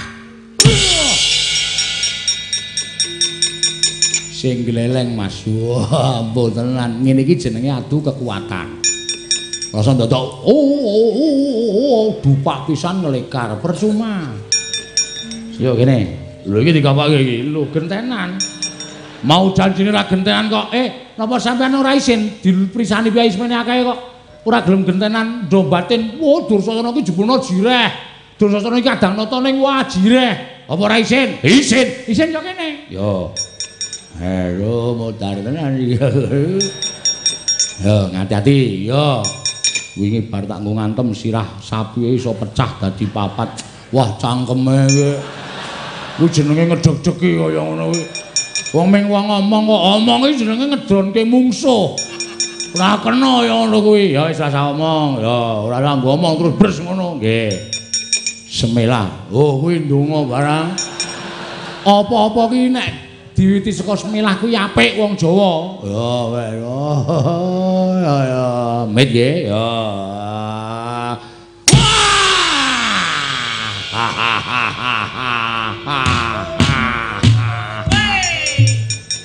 Sapa kae kancamu sing mak ngono. Wak kepruk watu ndase kowe. Nang bentarane mumet kok malah oh cah ora dong ora. Pisan gas yo. Has iki jenenge rame-rame. Perang rasa nggo gamelan kancane leren, perange temonjo tur iso dititeni sapa sing glithasik, kuwi sing kalah. Ah nggih. Nyo, kula. Oh iya Dik. Lali aku. Wah rame ya, rada sudul ning ngantem kekuatan wis. Wah. Yung aduh ora. Ora seru-seru, ora narik ora banter-banter daduk lemah ngapura arang saking mempenge kok ya. Ri, yo. Ora apa endi wonge. Oh, berarti wis buyer aku. Kene bisa gas yo. Ngati-ati. Ayo, nggih ku sithik arang tak ditata-tata e. Ngono aku tata-tata barang. Yo, siap.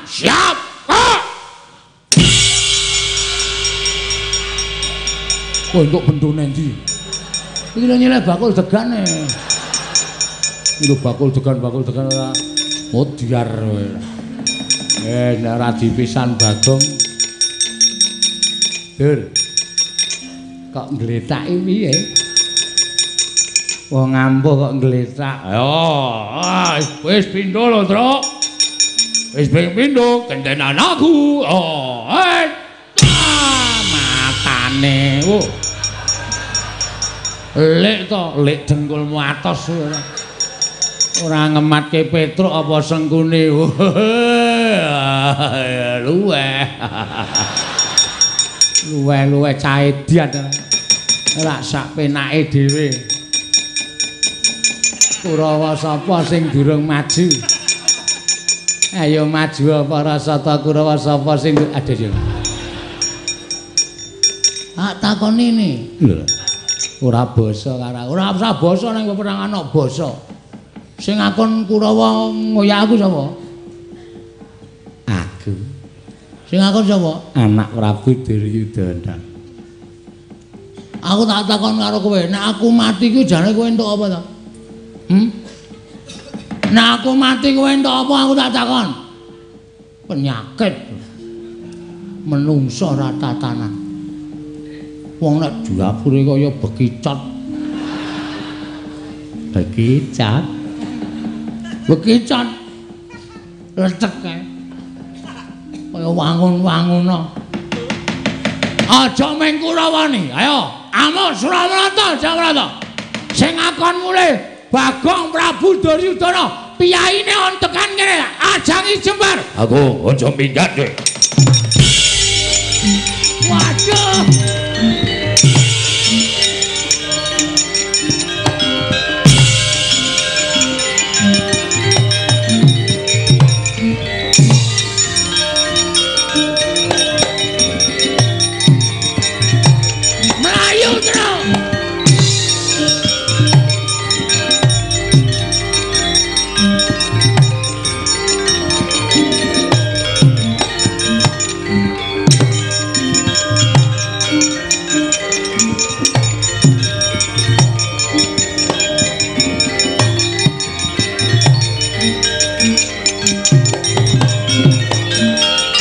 Apa iki? Wah, Prabu Duryudana nesu tenan. Tak sumbari sajake krungu. Aja meng Kurawa ayo Duryudana kon tekan kene. Saka kaduan muni Bagong mati kowe ndrantal aku. Ayo Truk mlayu. Mulih nang negara Ngamarta nek ora mulih gedrawasan. Ya ayo mlayu sing banter.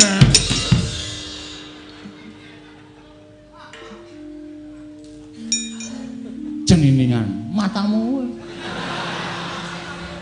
Mripatmu sing ceniningan. Iki sapa iki? Prabu Baladewa. Petruk. Nggih. Mlayu-mlayu ngopo? Nun. Mlayu-mlayu ngopo? Mati kok. Ah wis pasrah wae. Mlayu rono ketemu Prabu Duryudana, mlayu nene ketemu Ketua Satpol PP. Muni apa ki Bagong muni apa? Manu mboten muni kok. Ora seru-seru kok nek mireng malah saya duka. Nyun mahapunten sinuwun mboten niat kula damel geger negari Mandaraka. Namung nyatanipun kula dipun warai. Petruk. Nun, kowe wis tuwa. Nggih. Ponakan Bagong arep kaya ngono kuwi wis tuwa. Nggih. Niki dereng kas ditebaske kok sinuwun. Kowe kudune iso mikir, iki negarane sapa? Yen iki negarane Baladewa wae sakarepmu nggonmu gawe geger. Yen iki negara Ngamarta sakarepmu, jenatane kowe Punakawan negara Ngamarta. Nggih. Ning iki Mandaraka, iki papan lenggahing Kanjeng Rama Prabu Salyapati. Kuwi pepunden. Nggih. Kok kowe gawe geger? Diwarai kok. Sing marai sapa? Kurawa ya, Gong. Ora ketoke. Gong tak antil kowe. Heeh, Kurawa. Kurawa ajeng mateni kula, ajeng mateni Petruk. Terus nggih kula lawan sing jeneng menungsa. Kula niku menungsa sinuwun. Mundur. Iya. Ora gawe masalah meneh. Ora. Kula niku menungsa, selagine cacing niku pidak menungsa. Nika ngulet ora ngrasake lara ning butuh males. Ning mestine kowe kudu ngajeni karo Pursata Kurawa. Nadan kira kowe watak yang Budi Candala. Ning Kurawa ki pepundenmu dhewe. Ngertos, ning kebangetan kok Kurawa le sumbar. Lho, kebangetan piye? Prabu Duryudana ngoyak kula Bagong Petruk ora bali titenono sapa sing wani mepalangi karepe Prabu Duryudana. Mandaraka iki negaranku padha karo kae negarane wong tuaku. Wong tuaku maratuwa Prabu Salya iki negarane Mandaraka. Mandaraka iki padha karo negarane Prabu Duryudana. Aja kok meng kowe. Sapa sing arep ngewangi? Prabu Baladewa, Prabu Karna arep ngewangi tandange Duryudana. Sing muni ngono sapa? Gong, ora gawe masalah, Gong. Tenang. Santai engko tak rampungane. Bagong, non. Sing muni ngono ya. Lho sinten meneh Sinuwun Prabu mboten Sinuwun Prabu Duryudana. Mbok yakin sumpah ora bakal kelakone Prabu Duryudana wani nantang karo Natamantura Prabu Baladewa. Weh, nang bengi niki muni ngonten wae tak genahke karo Yai Prabu Duryudana.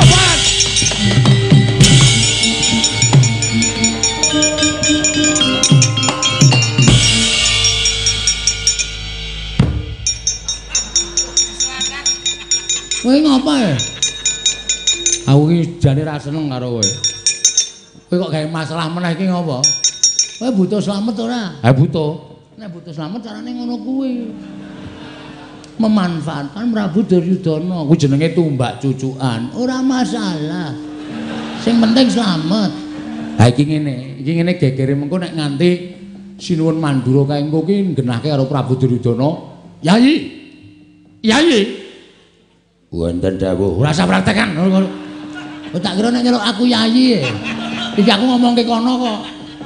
Yayi, menapa paduka ngendika nantang kalian karo kowe Mandura? Terus Prabu Duryudana, sinten ingkang sanjang? Bagong, kula mboten matur napa-napa. Wah, Bagong ngedu Baladewa karo Duryudana menungsa kaya ngono. Nggawa nenggala mudhar. Kuwi rencanane sapa kaya ngono kuwi? Ketoke ngono kuwi, Gong. Wis manut dalange wae ora usah gawe lakon to. Iki sing nglakoke iki. Lho. Kowe iki mung wayang dilakokke iki, ora usah gawe acara to. Slamet. Aku kok iso ngomongke slamet. Aku wis ngentukke detuke banget dit iki. Mesti mbelani aku. Nggih Mas Eno nggih? Heeh. Kandhani ngayal kok kowe. Santai wae ora usah kuwatir. Cah ediane kaya ngono.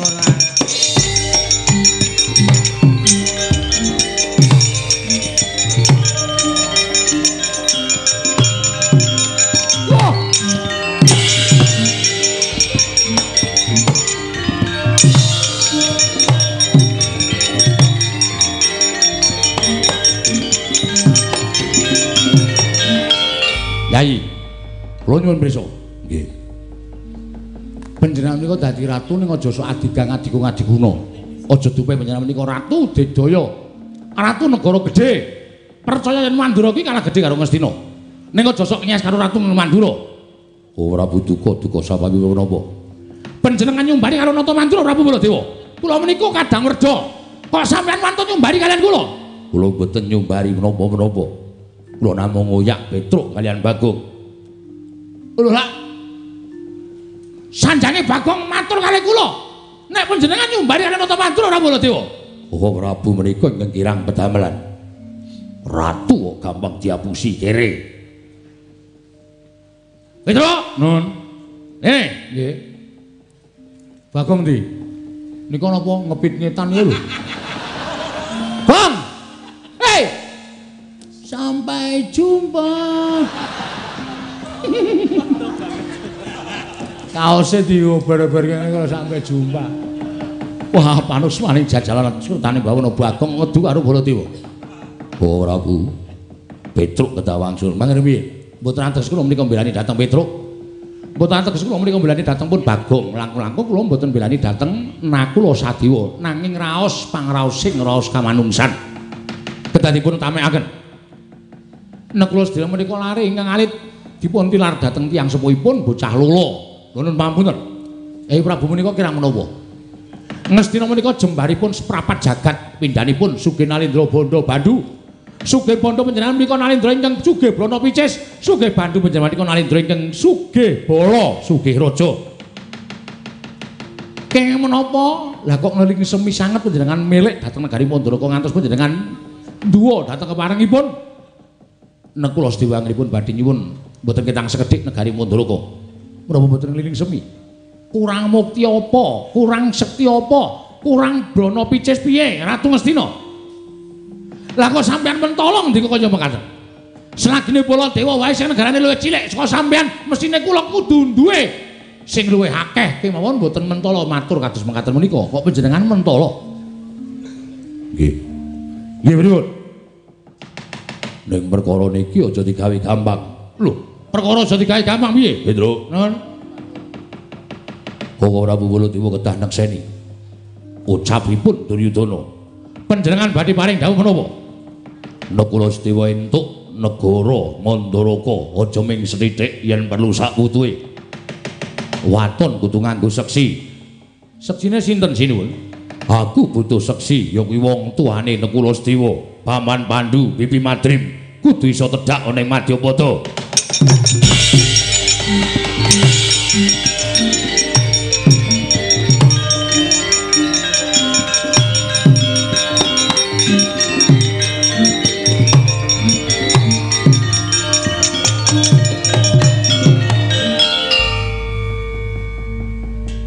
Ketok serakahe Ralindra Ngastina nggih sinuwun. Lah napa iso kelakon, napa tumon? Piyai sing wis ora ana kok kon urip meneh dadi seksi niku napa pripun, Bang Jagas? Piye terus akhire? Kok pancen cetang. Iki mau ngapa ngepit golek Indomaret e. Waduh. Tuku apa? Tisu basah. Keringat ki nek dilap nggo tisu kering ki kelet nang cengel. Oh. Do kelet-kelet kali terus. Leni dili angel ya, Gong. Pedro, nun, aku percaya. Pambudi dayaning menungsa kawasa bisa mene pepadhang yen to entuk kanugrahaning Wang Mahanasa. Nggih. Kowe bali yo. Nggih. Nadan iki sawijining bab ingkang mokal kelakone. Nanging aku percaya bola bali Pandhawa kuwi nglakoni lelakon ingkang mestine ora ketemu nalar kelakon. Nanging nyatane Pandhawa iso nglakoni. Nggih. Mula Pandhawa kuwi mantasaning titah mustikaning bawana. Nggih. Bali yo. Barengipun kabeh iki aja kok kandhake Nekula Sedewa. Ning kandhakno pepundhenmu Pandhawa kabeh. Wah, kula mengke didukani Ndara Nekula Sedewa. Wong niki ora entuk ngerti Ndara Werkudara Janaka kok. Wis to, manut karo aku. Yen Nekula Sedewa dhewe sing mikir ora bakal lakon. Ning yen dipikir karo gerangane mesti kelakon, Petruk. Aku percaya karo adi-adiku Pandhawa. Oh nggih, nggih. Nek kula didukani Ndara Nekula Sedewa, kandha sing ngakon Baladewa. Oh nggih, siap, siap. Nggih pun ngoten mawon nyuwun pamit. Ya sing ati-ati. Mawon ya sinuwun. Mbur aturan. Enten apa ya kula salah napa ya? Kuwi senengane adu-adu. Yai Prabu Duryudana ora ngomong kaya ngono kuwi. Wah, ngapusi nika. Wong ngomong kaya terus ora, wis kowe iki rasa gawe masalah to. Ki wis tentrem kok senengane. Omong ora? Ora. Ora cengengesan ora. Muni ora karo cengengesan. Karena kula niku kulino ngapusi. Bali to, nggih. Nyuwun pamit, sing ati-ati.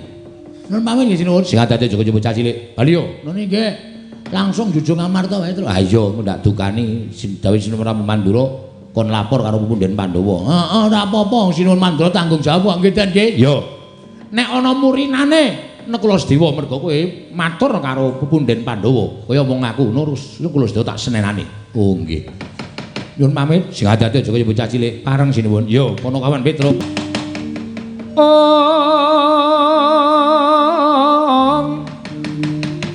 Permara remang swamya ngambrang.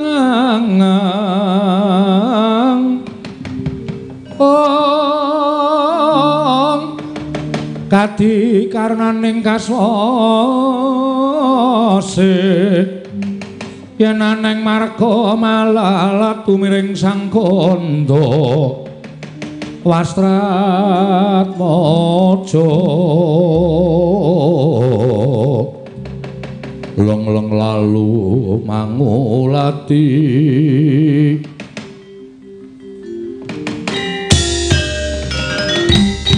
wah Sedewa Nekula iki lho wonten dawuh Kang Mas iki lho wonten dawuh Kang Mas. Parep kapatan dina samengko ora ngrembug perkara negara Ngamarta ning ana bab sing luwih wigati. Maju nekula Pastewa maju rada caket dene. Panglenging dia mangu kong.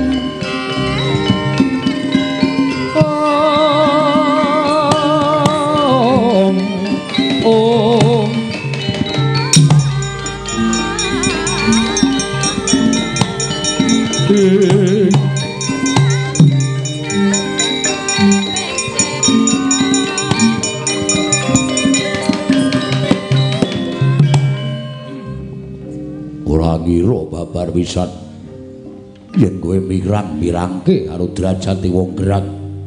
Petruk cetha matur bareng kakangku ya mireng, aku krungu, Janaka ya mesti krungu. Malah kadangmu Ndarawati ya krungu, Kresna kakangku ora bakal katalumpet. Sedewa epeh temen gedhoamu. Wah, ora nyono babar pisan. Kowe cilik tak leliting, kowe kuncung tak mong nganti gelung, saka jabang nganti celaprang. Apa isih kurang kamukten sing mbok rasakake? Apa isih kurang kanikmatan sing mbok rasakake? Teko kowe dadak ngemis-ngemis ning ngarepe Salya Mandaraka. Sing jeneng Prabu Salya kuwi wis keladuk yuswa, wis sepuh. Upama dheweke ngucap to nalika kowe isih bayi, mbok menawa kasurung nggonmu nggone ndara duwe rasa welas asih, wekasan nggone ngupata ngene sumpah ora kapitung nganggo nalar sing ganep. Kena ngopo dadak nanjihke, kena ngopo dadak nakokake. Wah, padha karo kowe ngilani dadane wong tuwa-tuwa, wong gerang-gerang sing ngomong karo kowe. Sikil dienggo sirah, sirah dienggo sikil. Aja nganti kowe kasamsaya, aja nganti kowe kekurangan. Ning tenemune uripmu isih kekurangan. Kebukten kowe dadak ngemis ning negara Mandaraka. Aku ora sudi duwe adi kaya dapurmu. Ora minggat tak gecek ndasmu nang kene.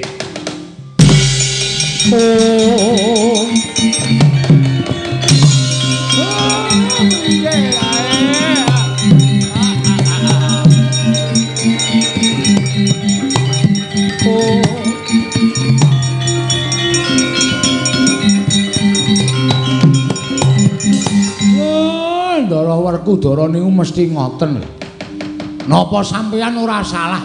Sampeyan ngunek-unekke Keng Rayi nganti Brebes mili klepat lunga saka negara Ngamarta niku anggap sampeyan wis bener dhewe. Sing dadi ratu teng Ngamarta niku sinten? Sing duwe panguwasa niku Sinuwun Puntadewa. Ning kok kalah panguwasane karo Satriya Jodipati, jebul sing kumawasa teng negara Ngamarta niku Ndara Werkudara ora kok Sinuwun Puntadewa. Sampeyan luput ngungkuli marang panguwasaning Ratu Ngamarta. Sampeyan larani atine adi sampeyan sing wajibe mangrangkul, wajibe manggendong. Nika cah lolo ora duwe sedulur, ora duwe sapa. Kula tututane. Jan.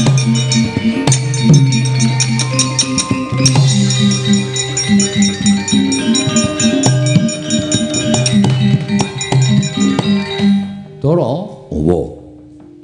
Kowe kok ora pisan ora pindho mesti kaya ngono to? Kabeh lelakon ki rak iso ditimbang, dipetung nganggo nalar sing ganep.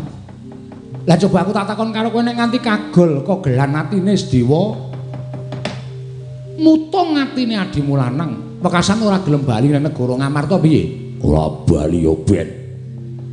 Wah, nelekutis. Nembung mrono-mrono njaluk kamukten apa gerangane ora iso menehi kamukten karo bocah wingi sore. Ning tembungmu ora kaya ngono kuwi. Ora usah dadak mulang karo aku. Lho. Ora mulang karo kowe piye? Yen ngono kowe wis ora kena dilelekke karo Nata Ndarawati. Ya wis nek ora kena dilelekke ya wis. Aku wis ora bakal omong apa-apa karo kowe. Wangune kowe wis dadi wong pinter, wangune wis dadi wong limpat, wangune wis dadi wong ora ana sing ngembari marang panguwasaning Werkudara. Ya ngono apa piye? Ya ora. Lho kuwi senengane kaya ngono Arjuna. Punten dawuh. Diawat-awati adimu Werkudara aja negake Sedewa. Yo.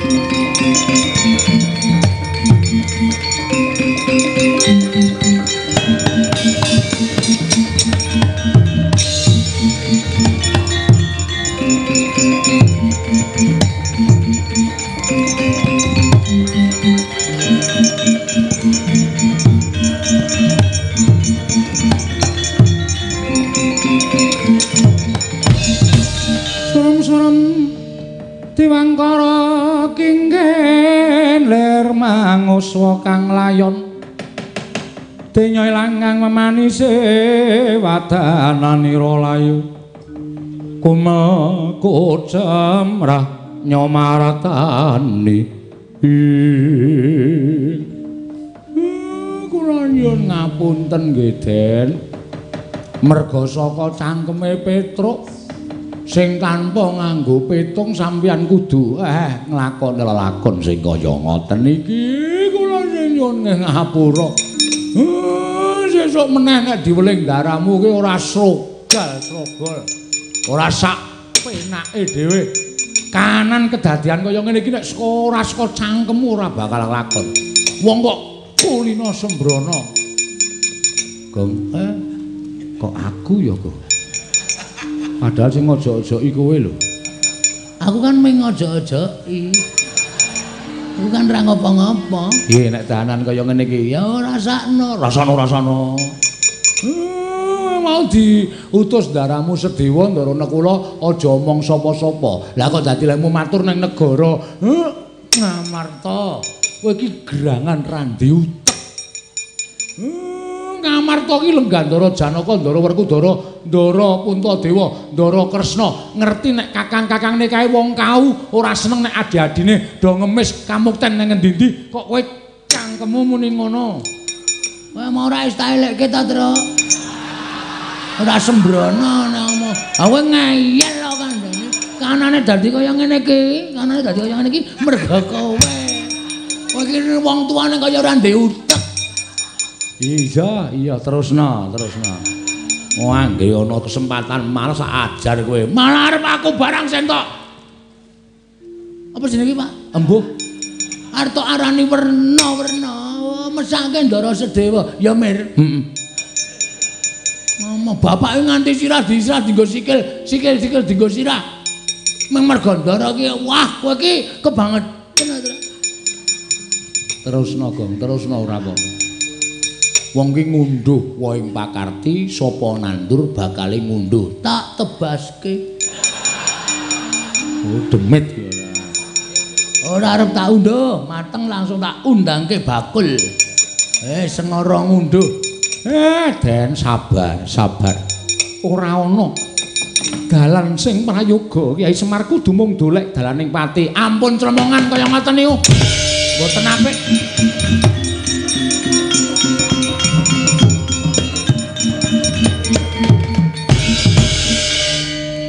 Kula nyuwun mahapunten nggih Den. Petruk ora dadi ngopo. Ning kabeh mau kudu tak lakoni kanthi ikhlas. Mung aku njaluk keterangan saka kowe, nggih. Apa ana pangendika saka Kanjeng Prabu Mandaraka sing maring dawuh dudu sinuwun Mandaraka ning Ndara Duryudana Ngastina. Wah, jan kaya rumangsane Mandaraka niku kagungane Ndara Duryudana. Sedewa entuk aja kok mung sakpra 32 kamukten negara Mandaraka. Wutuh tak wenehke Sedewa nek iso ngaturke bukti. Buktine apa Petruk? Kudu nganggo seksi ingkang Rama Sinuwun Pandhu kaliyan ingkang Ibu Dewi Madrim. Napa mboten angel digayuh niku, Ndara? Oh.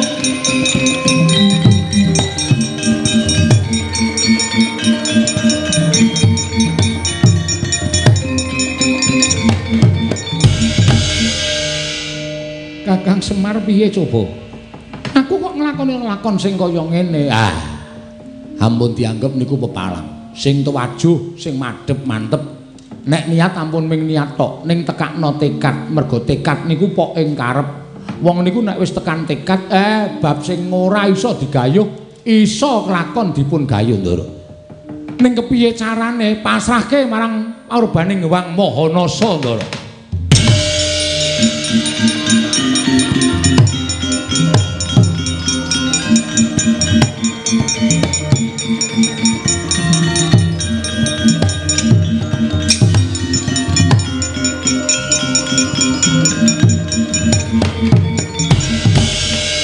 gancing langit kelap-lapaton klirkin saking risang mawe gandrung.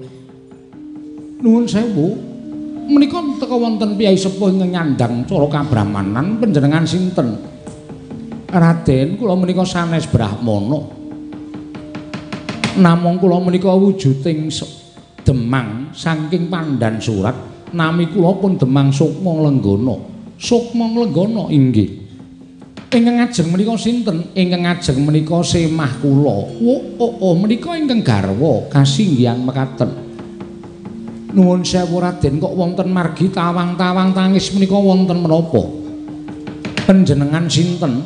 Kula pun Raden Sedewa, kula menika Wragil Pandhawa. Inggih krana sampun boten nggadahi pengajeng-ajeng tumrap gesang kula. Kula sampun dipun tundhung dening kadang-kadang kula para Pandhawa miwah kula ugi mboten kasembadan nyadong kamukten saking tiyang sepuh kula Nalendring Mandaraka. Mongko Nalendring Mandaraka tiyang sepuh kula menika Kanjeng Prabu Salya menika sampun nate prastya bilih badhe maringaken kamukten dhateng pun kula kaliyan kadang kula sepuh pun Kakang Mas Nakula.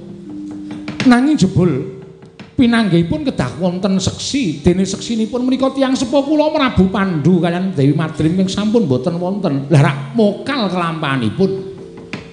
Sinten den?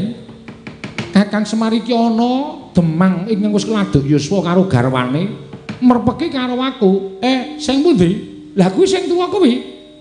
Sing sepuh nika napa? Iya Kakang Semar.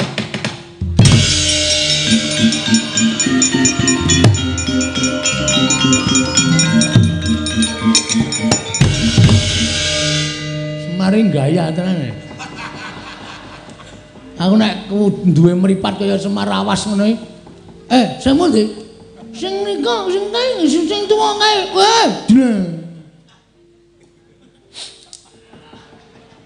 Kurang ajar to Bagong. Barang sing wedok di ngono. Mambu parfume aku seneng itu. Bayang aku wis werna-werna.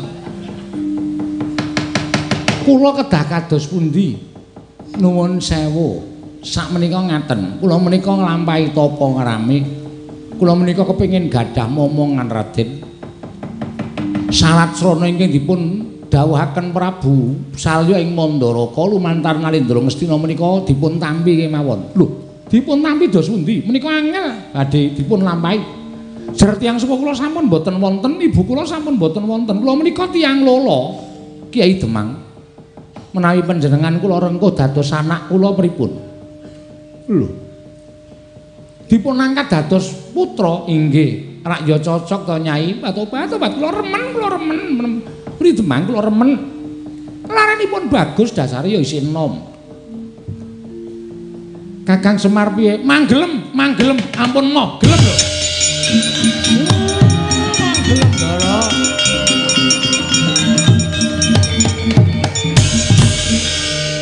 Aku gelem nggih. Mang Purun. Lho, dasarmu apa? Kula ora arep ngomong akeh-akeh, pokoke nek sampean manut Semar, manut, mang gelem. Semar iki nggawe utek. Gong, kowe karo bapak kok. Lah iki meng Demang. Gek Sinundara Sedewa ki mbiyen putra Nalendra, merosot derajate. Aku dipek iki wis moh kok. Ra sudi aku. Kejaba nek aku ngepek iki. Tak cocok gundulmu modar kowe. Sik lumayan Sik lumayan piye? Salajengipun menawi kula purun panjenengan kula aturi tindak teng negari Mandaraka. Lho. Lah mangke menawi dipun dawuhi dening Rama Prabu Salya, seksine kula ingkang badhe ngrawuhaken tiyang sepuh panjenengan. Ki Demang. Sampun ngantos paring mangandikan ingkang ngayawara lho, menika angel dipun jangka. Sampean percaya kali kula, mang manut mawon, mang manut. Iya, Kyai Semar.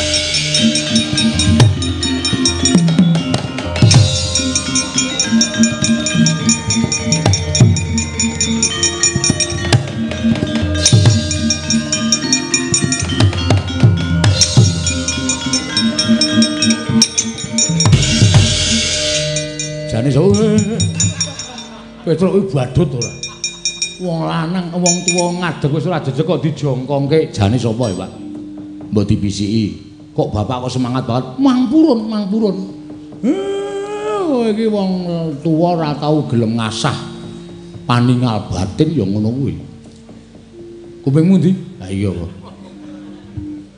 Wah, kotor banget. Kowe guys dikandani ngandani kok dadak nyawang kuping lho.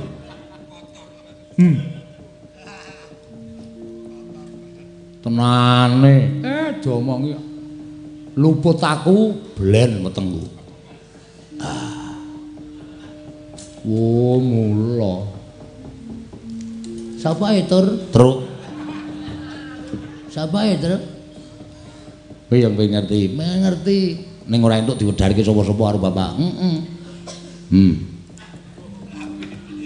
Kupingku iki lho. Iki cangkem. Sing tok andane kok cangkem. Ah kok mirip kuping to, Gong? Yo nanggep ora iku kuping kabeh ngono ya.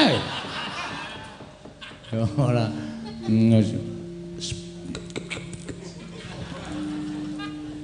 Tenane, weh domongi kok.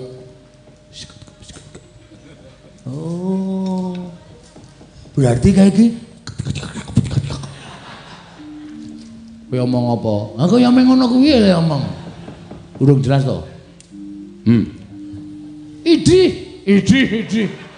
Gayamu ora. Kowe dikandani kok idi ora. Asli andana ya.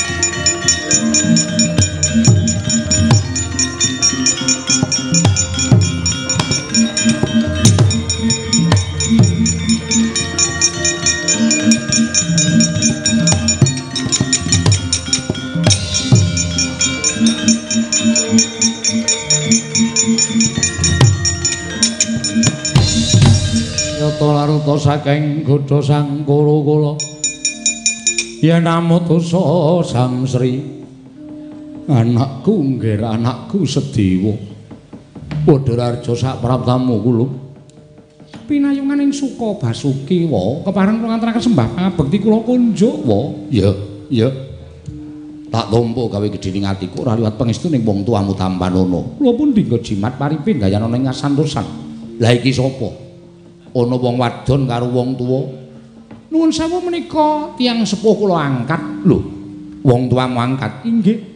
Wingking saking Kademangan Pandan Surat. Demang Sukma Nglenggana kaliyan Nyai Demang Sukma Nglenggana. Demang Sukma Nglenggana karo Nyai Demang Sukma Nglenggana kasinggihan mekaten wae. Lah sabanjure apa sebabe tok aturake marang negaring Mandaraka.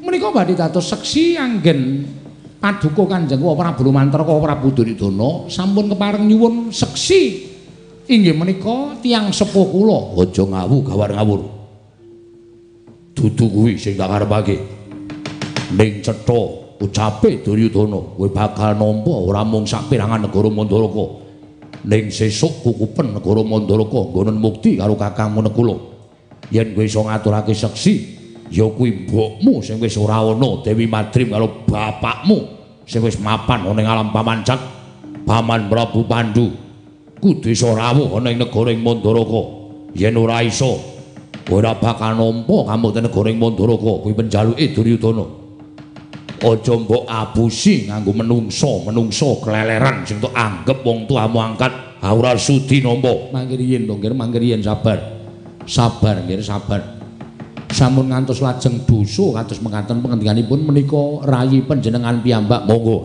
sabadi mestani do padha ngarani adiku ya sak karepe ning tumrap Duryudana menika satru mungguing cangklakan dewa sing dijaluk anakku mantu Ngastina kuwi dudu kok wong tuamu angkat nanging wong tuamu sejati ingkang wis ora ana Dewa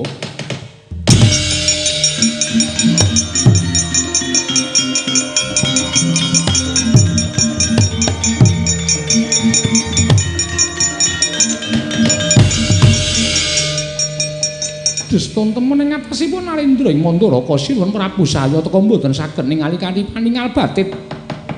Kula aturi mas paosaken dhateng kula. Kula aturi mas paosaken dhateng kula. Ginakaken permana jati sampun ngantos ginakaken netra lair. Koko Prabu, Koko Prabu. Oh.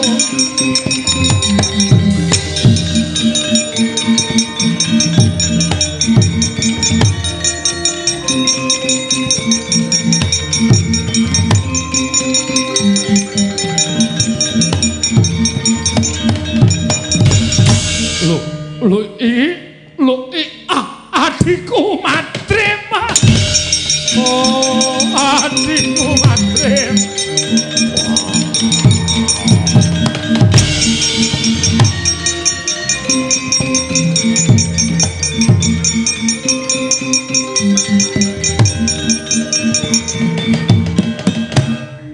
Madrim mati ya.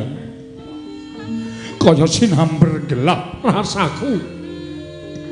Ingkang mestine Sedewa ora iso nindakake lakon iki.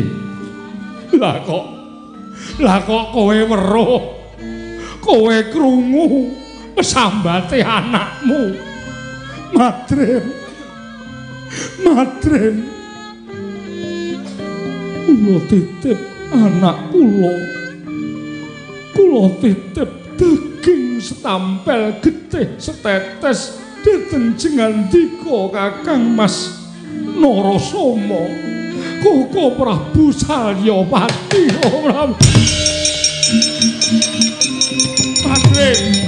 Madrim mati. Oh, Dewa.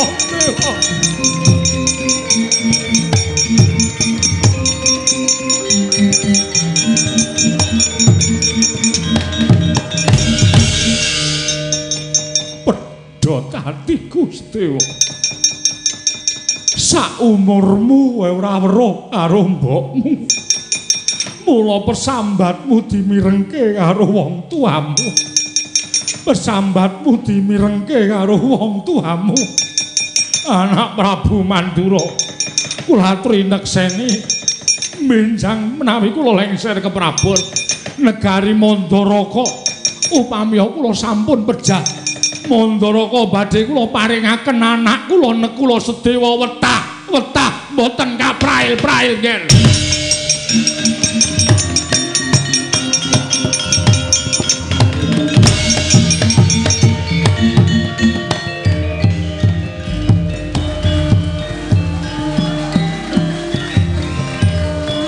Assalamualaikum warahmatullahi wabarakatuh.